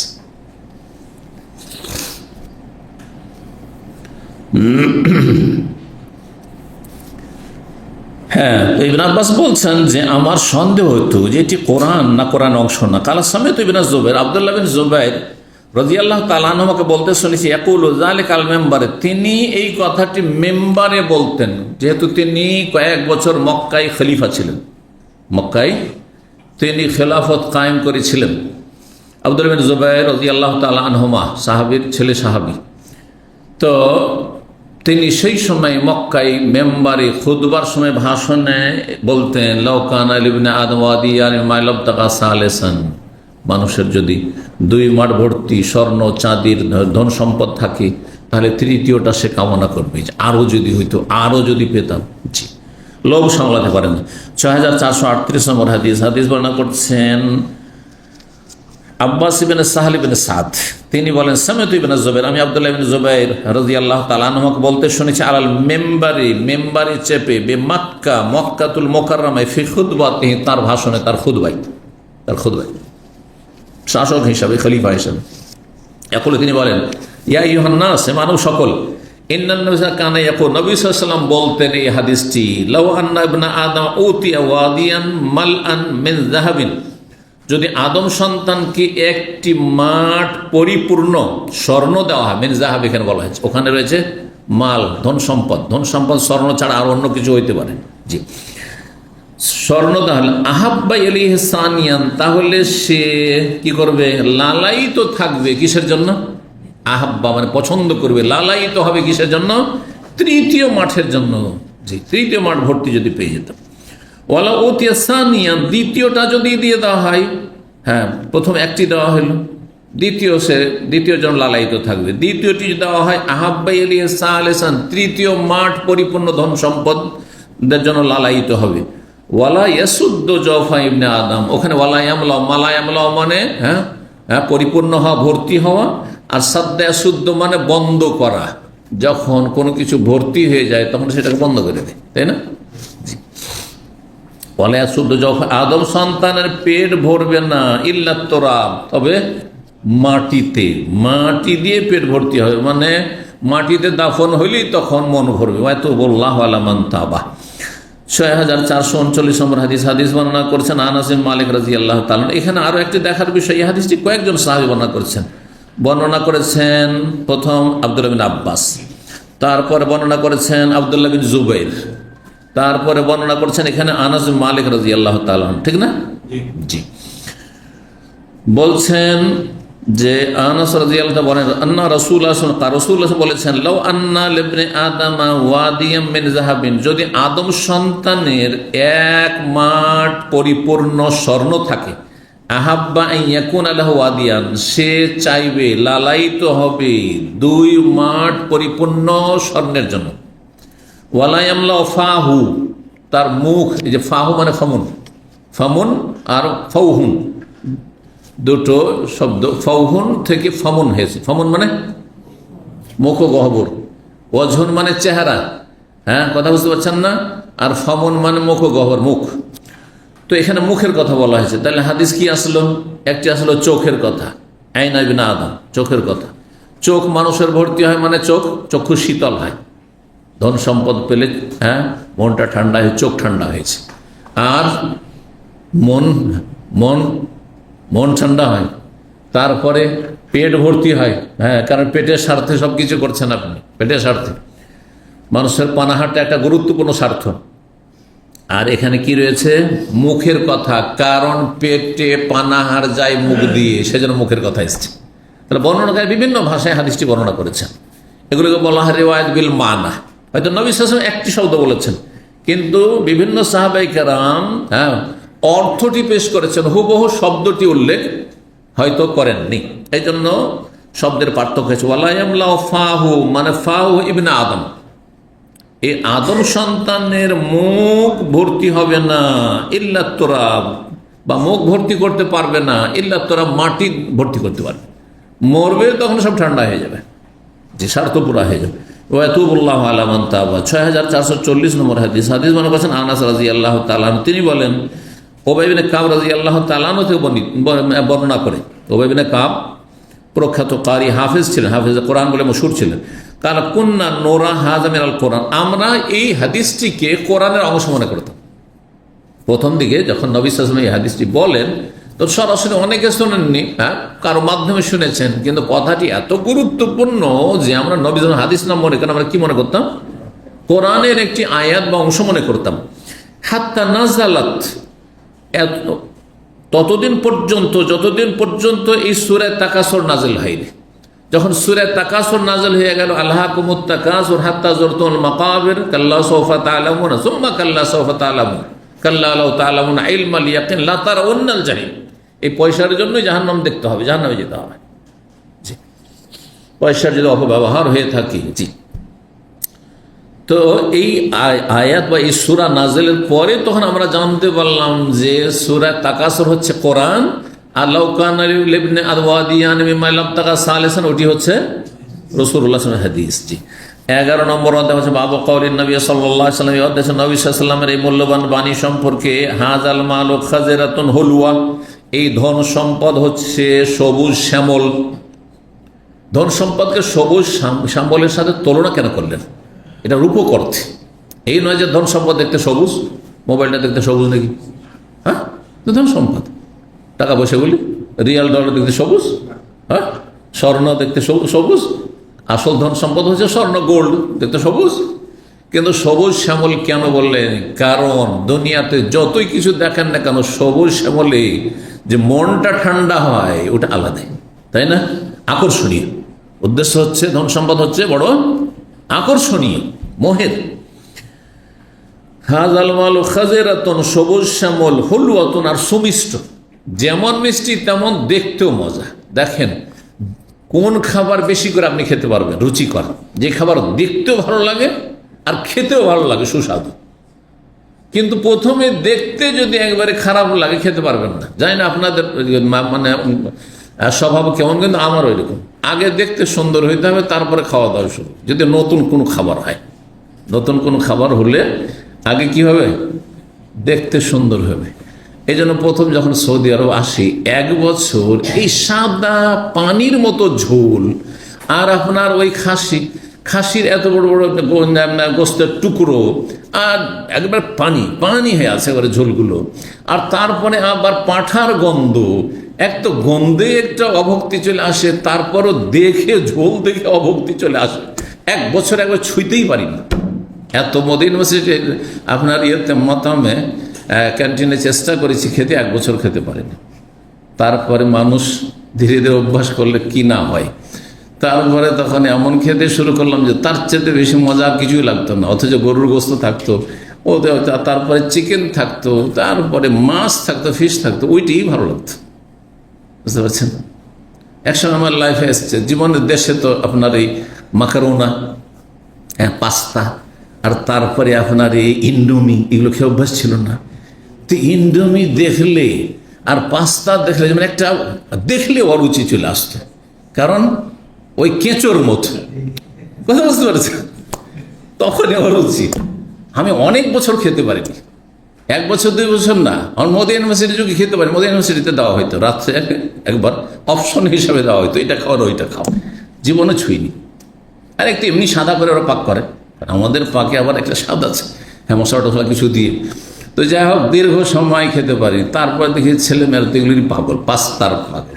আস্তে আস্তে ওদের থেকে খেতে, তারপরে আমি বললাম আমার বিশেষ টেস্টে একটু টেস্টি হইতে হবে, মশলা দিয়ে একটু কাঁচা মরিচের ঝাল দিয়ে, লাল মরিচ না। লাল মরিচ আমারও দুশ্মন, আপনাদেরও দুশ্মন। আমার বাসায় আজকে থেকে আমার যতদিন মনে পড়ছে দায়িত্ব আমার হাতে, প্রায় 30 বছর লাল মরিচ হারাম করা আছে। এখানে প্রথম এসেছি, 27 বছর হয়ে গেল পরিবার নিয়ে আসা। তো প্রথম বলে দিয়েছি যে সৌদি আরব এসেছি, মনে রেখো যে দেশে কেউ কেউ লাল মরিচ খায়, লাল মরিচ আমার বাসাতে আসা হারাম। আমি তো নিয়ে এসে দেবো না, কারো মাধ্যমে যেমন না আসে, একবার নিষিদ্ধ। বুঝা গেছে না? ওয়ালা তাকারা বাহাদি সাজারা আদবার হাওয়াকে যেমন বলা হয়েছে, এই গাছের কাছে সব খাও, কিন্তু এটা খাওয়া চলবে না। হাতা কোনা মিনাজ জালেম, একদম খাওয়া চলবে না। কিন্তু কাঁচা মরিচ না হলে আমার চলবে না। কাঁচা মরিচ, তবে আপনাদের মতো ভাতে এত খেতে পারেন না। কারণ অনেকে ভাত আপনার টানেন কাঁচা মরিচ দিয়ে, জুমার দিনে দেখা যায় একসময় আসতে, জানি না এখন মরিচ আসে কিনা। তো এই কাঁচা মরিচ আমি শাকে খেতে হবে, যে কোনো শাকে কাঁচা মরিচ লাগবে, ডিম ভাজিতে কাঁচা মরিচ লাগবে। হ্যাঁ, কথা বুঝতে পারছেন? তো কাঁচামরিচ ঠিক আছে, ভিটামিন সি আছে, তাতে উপকার আছে, দেখতেও ভালো, তো খেতেও ভালো, আর ক্ষতি নেই তাতে তেমন বেশি, লাভ আছে বেশি। তো যাই হোক, সব কিছু যদি সীমাহীন করেন তাহলে তো ক্ষতি হইতে পারে, পরিমাণ মোতাবেক। যাই হোক, কথা বেশি হয়ে যাচ্ছে, তাই না? এখন এই ধন সম্পদ কি বলছিলাম, সবুজ শ্যামল আর সুমিষ্ট খাবার দাবার পানীয়, আগে দেখতে সবুজ শ্যামল যেন আকর্ষণীয় হয়, তারপরে তখন খেয়ে দেখে আরে মজা লাগছে রে, তো খা, তাই না? এটা হয় সাধারণত। এই জন্য দুটোই বলা হয়েছে, ধন সম্পদের বৈশিষ্ট্য সম্পর্কে 2টো শব্দ নবী সাল্লাল্লাহু আলাইহি ওয়াসাল্লাম বলেছেন, মূল্যবান কথা। মহান আল্লাহর বাণী তাফসীর সম্পর্কে আল্লাহ সূরা আলে ইমরান আয়াত নম্বর 14 তে ইরশাদ করেছেন, যুয়্যিনা লিন-নাসি হুব্বু শাহাওয়াতি মিনান নিসাই ওয়াল বানিনা ওয়াল কানাতিরিল মুকান্তারাতি মিনাজ যাহাবি ওয়াল ফিদ্দা ওয়াল খাইলিল মুসাওয়ামাতি ওয়াল আনআমি ওয়াল হারস যালিকা মাতাউল হায়াতিদ দুনিয়া। এই 6টি পার্থিব নিয়ামতের কথা বিশেষভাবে আল্লাহ রাব্বুল আলামিন বর্ণনা করেছেন, এবং এগুলি হচ্ছে মানুষের জন্য আকর্ষণীয়, হ্যাঁ, সুশোভিত করে সুসজ্জিত করে আল্লাহ রাব্বুল আলামিন সৃষ্টি করেছেন। এর সৃষ্টি হচ্ছে বড় আকর্ষণীয়, খুব মজা লাগে। এই জন্য মানুষ নিজেকে সামলিয়ে রাখতে পারে না এই 6টি নিয়ামতের ক্ষেত্রে, যার ফলে মানুষ পাপে লিপ্ত হয়ে যায়। কিন্তু যদি সেটা সীমিত আকারে ব্যবহার করে, বৈধ পন্থায়, তাহলে এটি হচ্ছে উপকারী নিয়ামত। এগুলি হচ্ছে পার্থিব উপকারী নিয়ামত যালিকা মাতাউল হায়াতিদ দুনিয়া, এগুলি হচ্ছে পার্থিব জগতের ভোগের সামগ্রী। তাও ক্ষণস্থায়ী, মাতা মানে হচ্ছে ক্ষণস্থায়ী ভোগের সামগ্রী, স্থায়ী নয়। কি সেই 6টি নিয়ামত? হ্যাঁ দেখি। জুইয়ারিন্নাস হব্বু শাহওয়াত, মানব জাতির জন্য, মুসলিমও তাদের সামিল, মানব জাতির জন্য জুইয়েন্না সুসজ্জিত করা, সুশোভিত করা হয়েছে, আকর্ষণীয় করে আল্লাহ সৃষ্টি করেছেন। কি? হব্বু শাহওয়াত, মনের কামনা বাসনার মোহ। মনে যা চায় সেটা মানুষ পূরণ করতে চায়, মনের চাহিদা পূরণ করতে চায় না, এটা হব্বু শাহওয়াত। কি সেটা? মনের চাহিদা দুনিয়ায় মিনান নেশা, নারী, নারীর দিকে বড় আকর্ষণ আছে। যুবক হলে যে হ্যাঁ নারীর জন্য পাগল, স্বাভাবিক। হ্যাঁ, বিয়ে তো বিলম্ব হচ্ছে, যুবকের মাথা খারাপ হয়ে যাচ্ছে, বাপ বিয়ে দিচ্ছে না। জি, মিনান নেশা। কিন্তু হারামে জড়িয়ে গেলে জাহান্নাম। তুমি বিয়ে করো, একটি বিয়ে করো, একটিতে যদি না হয় গোনাতে বাঁচতে পারছো না, বা প্রয়োজন আছে, হ্যাঁ তুমি শর্ত সাপেক্ষ 2টি করো, 3টি করো, 4টি রোবা। যদি ইনসাফ না করতে পারো, সেখানে জাহান্নামে যাওয়ার কারণ যদি দেখো, তাহলে ফাওয়াহেদা, তাহলে একটির বেশি না। বোঝা গেছে না? জি। মিনান নিসাই, নারীর নিয়ামত। জি, নারীদের জন্য নরের নিয়ামত আল্লাহ রাব্বুল সৃষ্টি করেছেন। আর কি? জি। তারপরে ওয়াল বানিন, সন্তান। জি, বিশেষ করে ছেলে সন্তান, মেয়ে সন্তানের তুলনায় মানুষের জন্য আকর্ষণীয়। কিন্তু কখনো কখনো মেয়ে সন্তান, কন্যা সন্তান ছেলে শয়তানের চাইতে, ছেলে সন্তানের চাইতে বরকতপূর্ণ। জি, উপকারী। অনেকের শেষ জীবনে বার্ধক্যে ছেলে খেতে দেয় না, সে 12 হয়ে গেছে, কিন্তু ওই গিয়ে জামাইয়ের ঘরে মেয়ের কাছে গিয়ে সেবা যত্ন পাচ্ছে। হ্যাঁ, পাচ্ছে না, পাচ্ছে না। সুতরাং কখন এটা ভাববেন না যে আমার মেয়ে হয়েছে, মনটা খারাপ, না, মোটেই না। হতে পারে ওয়ালাইসা যাকারু কাল উনসা, কিছু কিছু নারী এমন আছে যে সেই নারীদের মতো কোনো পুরুষই নাই, আল্লাহ বলছে। সেটা যদি মারিয়ামের চরিত্রের হয়, এখানে মারিয়াম আলাইহিস সালামের কথা বলতে গিয়ে আল্লাহ বলেছে ওয়ালাইসা যাকারু, পুরুষ নারীর মতো না, মানে সব পুরুষ। হ্যাঁ, তাহলে কি নারীরা বেশি শ্রেষ্ঠ? উদ্দেশ্য হচ্ছে বিশেষ নারী, হ্যাঁ বিশেষ নারী সাধারণ পুরুষের চাইতে শ্রেষ্ঠ, বিশিষ্ট যদি কেউ নারী হয়। মারিয়ামের তো মতো চরিত্র। আপনার মেয়ে, আপনার স্ত্রী, আপনার বোন যদি সেই রকম চরিত্রের অধিকারিণী হয়, তাহলে অনেক ভাইয়ের চাইতে, অনেক পুরুষদের চাইতে, অনেক হিতাকাঙ্ক্ষী পুরুষের চাইতে অনেক ভালো, অনেক ভালো, আপনার ছেলের চাইতে ভালো। কিন্তু মানুষের আকর্ষণ বেশি কিসের পর? হ্যাঁ, জি। এই জন্য নেশা ওয়াল বানিনা ওয়াল কানাতিরিল মুকান্তারাতি মিনাজ যাহাবি ওয়াল ফিদ্দা, এবং স্বর্ণ চাঁদির ভান্ডার। জি, সঞ্চিত স্বর্ণ চাঁদির ভান্ডার। পরের ঘরে যদি স্বর্ণ চাঁদি থাকে তো আমার লাভ কি? কিন্তু নিজে সঞ্চয় করে নিয়েছেন, হ্যাঁ, আর সেটাকে আপনি জমিয়ে রাখতে পেরেছেন। কি যে ওর স্বাদ পাচ্ছেন যে এত ভরি স্বর্ণ, হ্যাঁ এত আমার কাছে এই ধন সম্পদ আছে, এত রিয়াল ডলার টাকা পয়সা আছে, এত ব্যাংক ব্যালেন্স আছে। এই যে আকর্ষণ, আল্লাহ আকর্ষণীয় করে এগুলো পয়দা করেছেন, দুনিয়ার আকর্ষণ। কিন্তু এইটা যদি আপনাকে জাহান্নামে নিয়ে যায়, স্থায়ী জগৎকে ধ্বংস করে দেয়, তাহলে সর্বনাশ। তারপরে ওয়াল খাইলিল মুসাওয়ামা, আর চিহ্নিত ঘোড়া। জি, ঘোড়া যে দেখতে কত সুন্দর। হ্যাঁ, যারা ঘোড়া পুষে আর ঘোড়ার নেশা যাদের আছে তারাই জানে। আমাদের ঘোড়া নাই, সুতরাং নিয়ে আমাদের খবরও নেই, আর ঘোড়ার যুগও নেই, ঘোড়ার যুগও চলে গেছে অনেকটা, সেই জন্য। হ্যাঁ, আর গবাদি পশু এক সময়, এখন সব মেশিনে কাজ হচ্ছে, সেজন্য এক সময় কি যে উঁচা উঁচা গরু, হ্যাঁ হালের গরু, হাল বলেন আর লাঙ্গল বলেন না, দুটোই বলেন, হাল লাঙ্গল দুটোই, তাই না? হালের গরু, লাঙ্গল গরু। তারপরে গরুর গাড়িতে আমরা এত লম্বা, তারপরে মনে হয় হাত যাবে না, এরকম উঁচা উঁচা গরু। হ্যাঁ, আর তারপর আজকাল নিত্য নতুন যে গরু গাভী এসছে, এক একটা গাভীর দুধ হচ্ছে কত। এক সময় দেশি গরু তোমাদের 1 লিটার হইতো, 2 লিটার হইতো খুব ম্যাক্সিমাম, কিন্তু এখন হ্যাঁ কত হয়? 40 লিটার পর্যন্ত। সুবহানাল্লাহ, চিন্তা করেন। ওয়াল আনআম, গবাদি পশুতে। ওয়াল হারস, এখনো আরব দেশে অনেক বড় ধনী ওই শ্রেণীর লোকেরা যাদের উটের পাল আছে, হ্যাঁ, যাদের মেষের পাল আছে, ছাগলের পাল আছে, যাদের ফার্ম মাজরা আছে, ওয়াল আনাম ওয়াল হার্স, এবং ক্ষেত খামার, জমি জায়গা।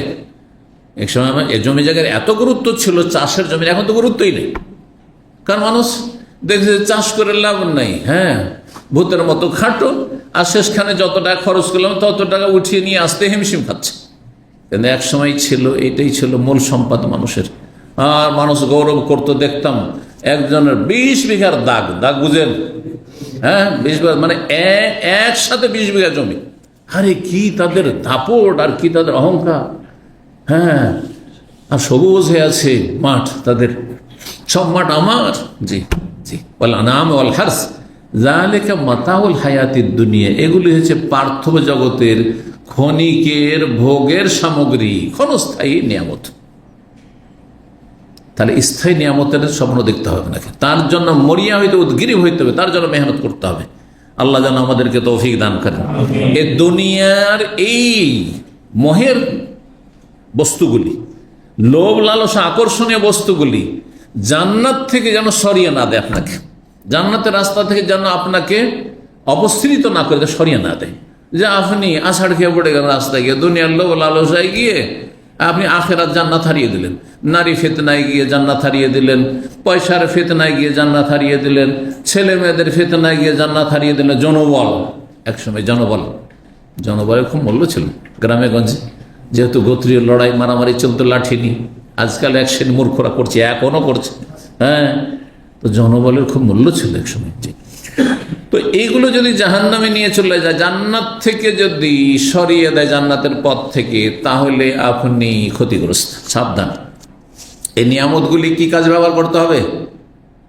জান্নাত লাভের জন্য ব্যবহার করতে হবে। যদি আপনি নেক সন্তান করতে পারেন, ওয়ালাদিন সৈয়াদুল্লাহ, তাহলে আপনি দুনিয়া থেকে চলে গেলেন, আপনার জন্য দোয়া করছে, আপনার কাছে নেকি পৌঁছিতে আছে, হ্যাঁ, আপনার মর্যাদা উঁচা হইতে আছে, ওয়ালাদিন সৈয়াদুল্লাহ। এগুলো নিয়ামত আখেরাত আপনার কাজ দেবে। ধন সম্পদ দিয়ে সাদকা জারিয়ে কিছু তৈরি, মসজিদ মাদ্রাসা তৈরি করে গেছেন আপনি, এতিমখানা তৈরি করে গেছেন, জনকল্যাণমূলক অনেক কিছু করে গেছেন, চলতেই আছে, আপনি দুনিয়া থেকে চলে, কিন্তু আপনার নেকি যেতেই আছে। এইরকম বহু মুখে জমি জায়গা, সেটা কিছু অফ করে দিয়েছেন, কিছু ওসিয়ত করে দিয়ে, কিছু দান খায়রাত করেছেন, নেকি আছে, হ্যাঁ, তা দিয়েও নেকি করছেন আপনি, আপনার গবাদি পশু দিয়েও নেকি করেছেন, আপনি করছেন। জি, এইভাবে।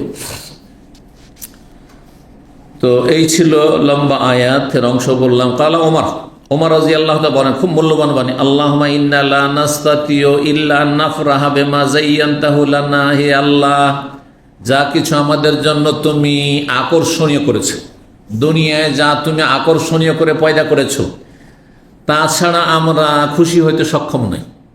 মানে তুমি যেখানে এগুলোতে আকর্ষণ দিয়েছো, তাতে তো আমাদের আনন্দ হবেই। তোমার নিয়ামতে, তোমার আকর্ষণীয় সৃষ্টিতে আমাদের কি হবে? আনন্দ, খুশি তো হবেই। ভালো জিনিস দেখলে, ভালো জিনিস পেলে খুশি হবেই, এটা হচ্ছে মানুষের প্রকৃতি। আল্লাহুম্মা, হে আল্লাহ, সুতরাং ইন্নী আসআলুকা, তোমার কাছে চাই, কামনা করি, আন উনফিকাহু ফি হাক্কিহি, সেটা যেন যথা স্থানে খরচ করতে পারি। তোমার নিয়ামত যেন যথাযথভাবে যেখানে খরচ করতে হবে, যেখানে লাগাতে হবে, সেখানে লাগাতে পারি। এটা করতে পারলে এই দুনিয়ার নিয়ামতগুলি আপনাকে জান্নাতে নিয়ে যাবে। জি, 6441 নম্বর হাদিস বর্ণনা করেছেন হাকিম বিন হিজাম রাদিয়াল্লাহু তাআলা। তিনি বলেন, সাআলতুন নবী ফাআতানি। এই হাকিম বিন হিজাম রাদিয়াল্লাহু তাআলা একটু অভাবী ছিলেন, আর একটু লোভও ছিল প্রথম দিকে। তো বলছেন, আমি নবী সাল্লাল্লাহু আলাইহি ওয়াসাল্লামের কাছে চাইতাম, যখনই চাইতাম ফাআতানি, আমাকে দিতেন। নবী সাল্লাল্লাহু খালি হাতে কাউকে ফিরে দেন, তো চাইলে দিতেন। সুম্মা সাআলতু, আবার চাইলাম, ফাআতান, আবার দিলেন। সুম্মা সাআলতু, তার তৃতীয়বার চাইলাম, ফাআতান, আবার দিলেন। যখন চাইতাম তখন কখনো উট চাইছেন, কখনো আর কিছু চাইছেন, কখনো আর কিছু চাইছেন, দিচ্ছেন। সুম্মা কালা, তারপরে কয়েকবার যখন আমার চাওয়া হয়ে গেছে, তখন নবী সাল্লাল্লাহু আলাইহি ওয়াসাল্লাম একটু অনুভব করেছেন যে বারবার চাইছে, একটু লোভ লালসা দুনিয়ার আছে। বলেন, শোনো হে হাকিম, ইন্না হাযাল মাল রুব্বামা কালা সুফিয়ান বিন উয়াইনা, যে ইমাম বুখারী ওস্তাদের ওস্তাদ কখনো কখনো এভাবে বলছেন যে এই ধন সম্পদ, অথবা বলেছেন ইয়া হাকিম, হে হাকিম, ইন্না হাযাল মালা খাযিরাতুন হুলওয়াতুন, সবুজ শ্যামল এবং সুমিষ্ট। ধন সম্পদ হচ্ছে কি খুব আকর্ষণীয়, সবুজ শ্যামল মানে, আর খুব মজা আছে। ফামান আখাযাহু বিতিবি নাফসিন, সুতরাং এটা যদি কেউ খুশি মনে গ্রহণ করে, যা কিছু আসলে খুশি মনে গ্রহণ করলেন, বেতন আসছে আলহামদুলিল্লাহ খুশি, হ্যাঁ মেহনত করেছেন হালাল উপায়ে খুশি মনে গ্রহণ করেছেন। কেউ এমনি দিয়ে দিল, আপনাকে হাতিয়ে দিয়ে দিল, গ্রহণ করলেন আপনি। কেউ বারবার করে ডাকছে, চলেন ভাই একটু খাওয়া দাওয়া করি, হ্যাঁ চলেন এই করি, আপনার কিছু উপকার করে দিল, কিছু দিয়ে দিল। যদি খুশি মনে সেটা গ্রহণ করেন, যা কিছু পাচ্ছেন তাতেই খুশি, তাহলে কি হবে? বুরিকা লাহু ফীহি, তাতে বরকত দেওয়া হবে, তাতে বরকত হবে। যে দেবে তারও বরকত, যে নেবে তারও বরকত। কারণ আপনি লোভী হয়ে নেননি, খুশি হয়ে নিয়েছেন, যে মনের খুশির সাথে। ওমান আখাযাহু বিইশরাফি নাফসিন, আর যেই ব্যক্তি লোভ লালসা নিয়ে গ্রহণ করবে, বড়ই লোভী, পাওয়ার জন্য মরিয়া হয়ে আছে, পেলে খুশি না পেলে অসন্তুষ্ট, পেলে খুশি না পেলে অসন্তুষ্ট, যেই ব্যক্তি সেটা গ্রহণ করবে, ধন সম্পদ গ্রহণ করবে লোভ লালসা নিয়ে, লাম ইউবারাক লাহু ফীহি, তার বরকত হবে না। বিশেষ করে যারা মানুষের দান অনুদান খান, হ্যাঁ মানুষের সাহায্য সহযোগিতা নিয়ে চলেন, সাদাকা নিয়ে চলেন, জাকাত খান, লোভী যদি হন, মরিয়া হয়ে আছেন, হ্যাঁ যত পান মন ভরছে না, এইরকম যদি হন লোভী, তাহলে বরকত নেই এদিকে। আপনি গরিব হয়ে থেকে যাবেন, অভাব ছুটবে না, অভাব ঘুঁজবে না আপনার। কিন্তু যদি খুশি মনে যা কিছু আসলে আলহামদুলিল্লাহ নিজের থেকে দিয়ে দিল, কি অসুবিধা নেই, অভাব আছে নিয়ে এলেন, হ্যাঁ ঋণ কর্জা আছে নিয়ে এলেন আপনি। কিন্তু লোভী হয়ে ছুটে বেড়াবেন, হ্যাঁ দিলে খুশি না দিলে না খুশ, এমন যদি চরিত্র, তাহলে বরকত হবে না। যেই ব্যক্তি বড় লোভ লালসার সাথে ধন সম্পদ গ্রহণ করে কারো কাছ থেকে, সেই ব্যক্তির উদাহরণ কেমন? ওয়াকানা কাল্লাযী, তার মতো যে খায় ঠিকই, খুবই খায়, কিন্তু ওয়ালা ইয়াশবাউ, তার পরিতৃপ্তি হয় না, খেয়ে দিয়ে মন ভরে না। ছোট ছোট বাচ্চাদের দেখবেন খেতে খেতে খেতে খেতে পেট এখান পর্যন্ত ভর্তি করে দিয়েছে, পেট উঁচা করে দিয়েছে, তারপর আরো খেতে চাইছে, কারণ খাচ্ছে কিন্তু তৃপ্তি পাচ্ছে না, পেট ভরছে কিন্তু মন ভরেনি ওর। বুঝতে পারছেন? ওই চরিত্রের হবেন না আপনি। ও না ভালো বুঝে না অবুঝ, সেই জন্য এই কাজ করে, হয়তো বাপ মা বাধা না দিলে আরো আরো শুধু আরো চলছে, আপনি ওইরকম করবেন। তো ওয়াকানা কাল্লাযী, কিছু কিছু রোগ আছে যে রোগে এমনটা হয়, হ্যাঁ সেই রোগের কারণে এত বেশি খাই কিন্তু মনের শান্তি হয় না, খাই মিটা তৃপ্তি হয় না, এমন ব্যক্তির মতো হয়ে যায়, এমন রোগীর মতো যে এক হলো খায় তো বেশি, ওয়ালা ইয়াশবাউ, কিন্তু পরিতৃপ্ত হয় না, তার পরিতৃপ্তি হয় না। ওয়াল ইয়াদুল উলিয়া খায়রুম মিনাল ইয়াদিস সুফলা, অপরের হাত নিচের হাতের তুলনায় উৎকৃষ্ট। ওপরের হাত বলতে দাতা হাত, আর নিচের হাত বলতে গ্রহীতার হাত। দাতার হাত যে দিচ্ছে, দান খায়রাত করছে, যে দিচ্ছে আপনাকে দিতে পারছে, তার হাত গ্রহীতার হাত চাইতে উত্তম। সুতরাং যথাসাধ্য চেষ্টা করবেন, আত্মীয় স্বজন থেকে হোক, ভাই বোন থেকে হোক, আর ছেলে মেয়ে থেকে হোক, অথবা অন্য লোকের থেকে হোক, আপনি নেওয়ার চেষ্টা করবেন না, দেওয়ার চেষ্টা করবেন। ধার দেবেন, ধার নেওয়ার চেষ্টা করবেন না। কথা বোঝা গেছে? উপকার করবেন, উপকার নেওয়ার চেষ্টা করবেন না। মানুষের ফিরি খাওয়ার চেষ্টা করবেন না, ফিরি খাওয়াবার চেষ্টা করবেন। ওতে সম্মান বাড়বে, ওতে আমার ব্যক্তিত্বের মূল্যায়ন হবে, জি সুবিধাবাদী হবেন না। জি আল্লাহ বুঝার তৌফিক দান করেন। 6442 নম্বর হাদিস বর্ণনা করছেন হারেস বিন সুয়াইদ রাদিয়াল্লাহু তাআলা আনহু। তিনি বলেন, তার আগে অধ্যায় আছে 12 নম্বর অধ্যায়, বলছেন বাবু মা কাদ্দামা মিন মালিহি ফাহুয়া লাহু। এই অধ্যায় হচ্ছে বান্দা যে ধন সম্পদ অগ্রিম আল্লাহর কাছে পাঠিয়ে দিবে সেটাই তার, মানে যেটা দান সাদকা করলেন, আপনি আল্লাহর রাহে খরচ করলেন, আত্মীয় স্বজনের উপর খরচ করলেন, বাপ মায়ের জন্য খরচ করলেন, অসহায় দুর্গতদের উপর খরচ করলেন, সেটা ফরজ হোক জাকাত, অথবা ফরজ ব্যয়বহন হোক নিজের স্ত্রী ছেলে মেয়ে, অথবা জরুরি খরচ খরচা, ভরণ পোষণ, অথবা বাপ মায়ের খরচ খরচা, এগুলো ফরজ। আর এছাড়াও বেশ কিছু ফরজ রয়েছে, জাকাত ছাড়াও আরও এই যে খরচগুলি, তাছাড়াও আরও কিছু ফরজ থাকতে পারে। আপনার বোন বিধবা, আপনার বোন তালাক প্রাপ্তা। আমাদের দেশে অধিকাংশ মানুষরা নামাজি, ধার্মিক, এদিক থেকে মনে হচ্ছে ধার্মিক, সেও মনে করে যে না, ও বিয়ে দিয়ে দিয়েছিলাম যে ওই যে বিধবা হয়ে গেছে, ওর উপর আর খরচ নেই, অথচ তার দেখাশোনার কেউ নেই, না ছেলে মেয়ে নাবালক হয়তো, আর মেয়েদেরকে উপার্জনের জন্য সৃষ্টি করেনি, ছেলে নাবালক হয়তো, বা ছেলে নেই, শুধু মেয়ে আছে আপনার বোনের, তালাক প্রাপ্ত বিধবা, তো কে দেখবে? ওর শ্বশুর খাওয়াবে? ওর শ্বশুরের খরচ, এক পয়সাও খরচ না তার শ্বশুর। হ্যাঁ, তার দেবর ভাসুর খরচ। মূর্খ সমাজ আমাদের, মনে করে যে ওর দেবর ভাসুর খাওয়াবে, ওখানেই থাকবে। নাউজুবিল্লাহ, আপনার উপর ফরজ। আপনার বাবা থাকলে আপনার বাবার উপর ফরজ হইতো। মেয়ে তালাক হয়েছে, মেয়ে বিধবা হয়েছে, বাবার উপর ফরজ। বাবা নেই, আপনি ভাই, আপনার ফরজ রয়েছে। জি, তো যে কোনো এমন আপনার খরচ খরচা যেটা আল্লাহ সন্তুষ্টির জন্য হয়েছে, সেটা জাকাত হোক, দান সাদকা হোক, ফরজ ব্যয়বহন হোক, অথবা নফল সাদাকা হোক, যেটা আল্লাহর কাছে আপনি যাওয়ার আগে পাঠিয়ে দিতে পারলেন, অর্থাৎ আপনি বেঁচে থাকা অবস্থায় দান সাদকা করে দিতে পারলেন, খরচ করলেন আল্লাহ সন্তুষ্টির জন্য, সেটাই হচ্ছে আপনার ধন সম্পদ। আর যেটা সঞ্চিত থেকে গেল আর আপনি মারা গেলেন, সেটা কার? সেটা আপনার। কিন্তু দুনিয়ার সমস্ত মানুষ যদি জিজ্ঞাসা করো, ভাই আপনার কত টাকা পয়সা আছে, যেটা বেঁচে আছে আপনার কাছে, ওইটারই হিসাব দিচ্ছেন। ভাই আলহামদুলিল্লাহ 10 লাখ টাকা বাংলাদেশ টাকা আছে, বলছেন না? বলছেন না? এটা আপনার নয়, এক্ষুনি মারা গেলে কার? কিন্তু যেটা দান করে দিয়েছেন সেটা নিশ্চিত আপনার, এটা হচ্ছে আসল, সেটা আপনার কাজে আসবে। যেটা থেকে গেছে, জমি জায়গা সম্পদ বাড়ি ঘর যা তৈরি করেছেন, সেটা আপনার না, আপনার না। আপনি চলে যাবেন, থেকে যাবে, যারা আছে তাদের ওঠে। ওই হাদিসটি নবী সাল্লাল্লাহু আলাইহি ওয়াসাল্লাম জিজ্ঞাসা করেছেন সাহাবায়ে কেরাম, 6442 নম্বর হাদিস, হারিস বিন সুয়াইদ রাদিয়াল্লাহু আনহু বর্ণনা করেছেন, রাসূলুল্লাহ সাল্লাল্লাহু আলাইহি ওয়াসাল্লাম থেকে বর্ণনা করেছেন আব্দুল হারিস বিন সুয়াইদ, আবার বর্ণনা করেছেন আব্দুল মাসউদ থেকে। তাহলে হাদিসের মূল বর্ণনাকারী সাহাবী আব্দুল্লাহ বিন মাসউদ রাদিয়াল্লাহু তাআলা আনহু। ক্বালা নবী সাল্লাল্লাহু আলাইহি ওয়াসাল্লাম, নবী সাল্লাল্লাহু আলাইহি ওয়াসাল্লাম একদিন বললেন, আইয়ুকুম মালু ওয়ারিসি আহাব্বু ইলাইহি মিন মালিহি, তোমাদের মধ্যে কে এমন আছে যার উত্তরাধিকারী ওয়ারিসিনদের ধন সম্পদ তার কাছে তার নিজের ধন সম্পদের চাইতে বেশি প্রিয়? হ্যাঁ, বুঝতে পারলেন প্রশ্ন? আপনার ধন সম্পদ, হ্যাঁ, আপনার ধন সম্পদের চাইতে আপনার ওয়ারিসিন যারা উত্তরাধিকারী, আপনি মারা গেলে যারা জমি জায়গা ধন সম্পদের টাকা পয়সার ভাগ পাবে, তাদের ধন সম্পদ বেশি প্রিয় না আপনারটা বেশি প্রিয়? হ্যাঁ, আপনারটা বেশি প্রিয়? হ্যাঁ, অধিকাংশ মানুষের। হ্যাঁ, কোনটা প্রিয়? ওয়ারিসের সম্পদ বেশি প্রিয়।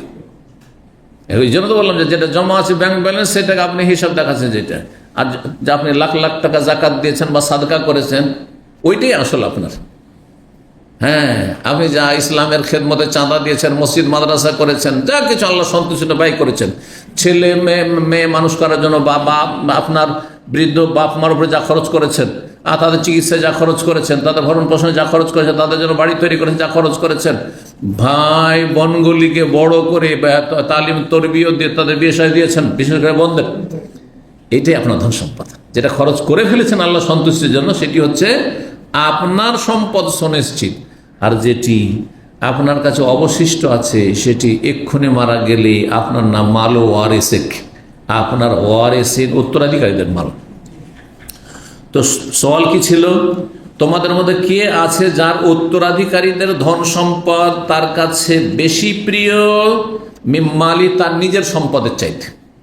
কালু ইয়া রাসূলুল্লাহ, সাহাবীরা বলে, হে আল্লাহর রাসূল, মা মিন্না আহাদ, আমাদের মধ্যে কেউ এমন নেই। পরের ধন সম্পদ ওয়ারিসের পর, হ্যাঁ, আমি নিজ আগে। হ্যাঁ, চাচা নিজের জীবন বাঁচা, আগে তো নিজে কুয়ান হোসেন, তাই না? আগে নিজের চিন্তা করবেন, আগে নিজে খাওয়ার চিন্তা করবেন। তো আমারটা বেশি প্রিয়। বলছে আমাদের মধ্যে এমন কেউ নেই ইল্লা মালুহু আহাব্বু ইলাইহি, তার ধন সম্পদ তার কাছে বেশি প্রিয়, নিজের সম্পদ বেশি প্রিয় আপনার। কালা ফাইন্না মালাহু মা কাদ্দাম, বলছেন তার মূলত নিজের ধন সম্পদ কোনটি? যেটি আল্লাহর কাছে অগ্রিম পাঠিয়ে দিয়েছে। আল্লাহ সন্তুষ্টির জন্যই আমলনামাতে লেখা হয়ে গেছে যে এই খরচগুলি করেছে, নাকি হয়েছে আপনার ধন সম্পদ দিয়ে। ও মাল ওয়ারিসি মা আখার, আর উত্তরাধিকারীদের ধন সম্পদ যা কিছু এখন পেছনে রেখেছে, সঞ্চিত করে রেখেছে, যেটা রেখেছেন সেটা কার? আপনার না। হ্যাঁ, কারণ আপনি চলে যাবেন, এগুলো থেকে যাবে, কে পাবে? আপনার ছেলে থাকলে, ছেলে মেয়ে থাকলে ছেলে মেয়ে ভাগ করে বা শুধু ছেলে থাকলে ছেলে পুরোটাই নিতে পারে। কিন্তু হয়তো ছেলের নেই, কন্যা সন্তান আছে, একজন আছে অর্ধেক নেবে, তার বেশি নিতে পারবে না। দুজন আছে 2/3 নেবে, তার বেশি নিতে পারবে। বাকিটা যে থাকলো কোটি কোটি টাকা হইতে পারে, ওই 1/3 যা থাকলো ওতে কোটি কোটি টাকার সম্পদ হইতে পারে। সেটা কে? আপনার ভাই। অথচ বেঁচে থাকেন আপনার ভাইকে 1 টাকা দিতে আপনার কষ্ট লাগছে। কথা বুঝতে পেরেছেন? অথচ আপনি বেঁচে থাকাকালীন যদি আপনার ভাইগুলোকে মানুষ করার ক্ষেত্রে বা গরিব ভাইকে যদি দিতে আপনার দান সাদকা হয়তো ওইটা আমল নয় পেতেন, ওইটা আপনার ছিল, তখন দেননি। বুঝছেন না? তো কথা লম্বা হয়ে গেছে, এখানে আজকের আলোচনা শেষ করি। ও জাযাকুমুল্লাহ খায়র। আল্লাহ রাব্বুল আলামিন যেন আমাদেরকে নেক আমলে তৌফিক দান করেন এবং আল্লাহর নিয়ামতকে, যতগুলি নিয়ামত হয় সবগুলিকে তার সন্তুষ্টির জন্য সুনির্দিষ্ট করা তৌফিক দান করেন, ব্যয় করার তৌফিক দান করেন। আল্লাহর নিয়ামত, আল্লাহর দিনের খেদমতে আল্লাহ নিয়োজিত রাখার তৌফিক দান করেন। আল্লাহ আমাদের অন্তরের অবস্থা যেন ভালো করে দেন, আমাদের আকীদা আমলের অবস্থা যেন ভালো করে দেন, আমাদের শারীরিক, মানসিক পারিবারিক সার্বিক অবস্থা যেন আল্লাহ ভালো করে দেন। রব্বানা আতিনা ফিদ দুনিয়া হাসানাহ ওয়া ফিল আখিরাতি হাসানাহ ওয়া কিনা আযাবান নার। ওয়া সাল্লাল্লাহু ওয়া সাল্লামা আলা নবিয়িনা মুহাম্মদ ওয়া আলা আলিহি ওয়া সাহবিহি আজমাইন।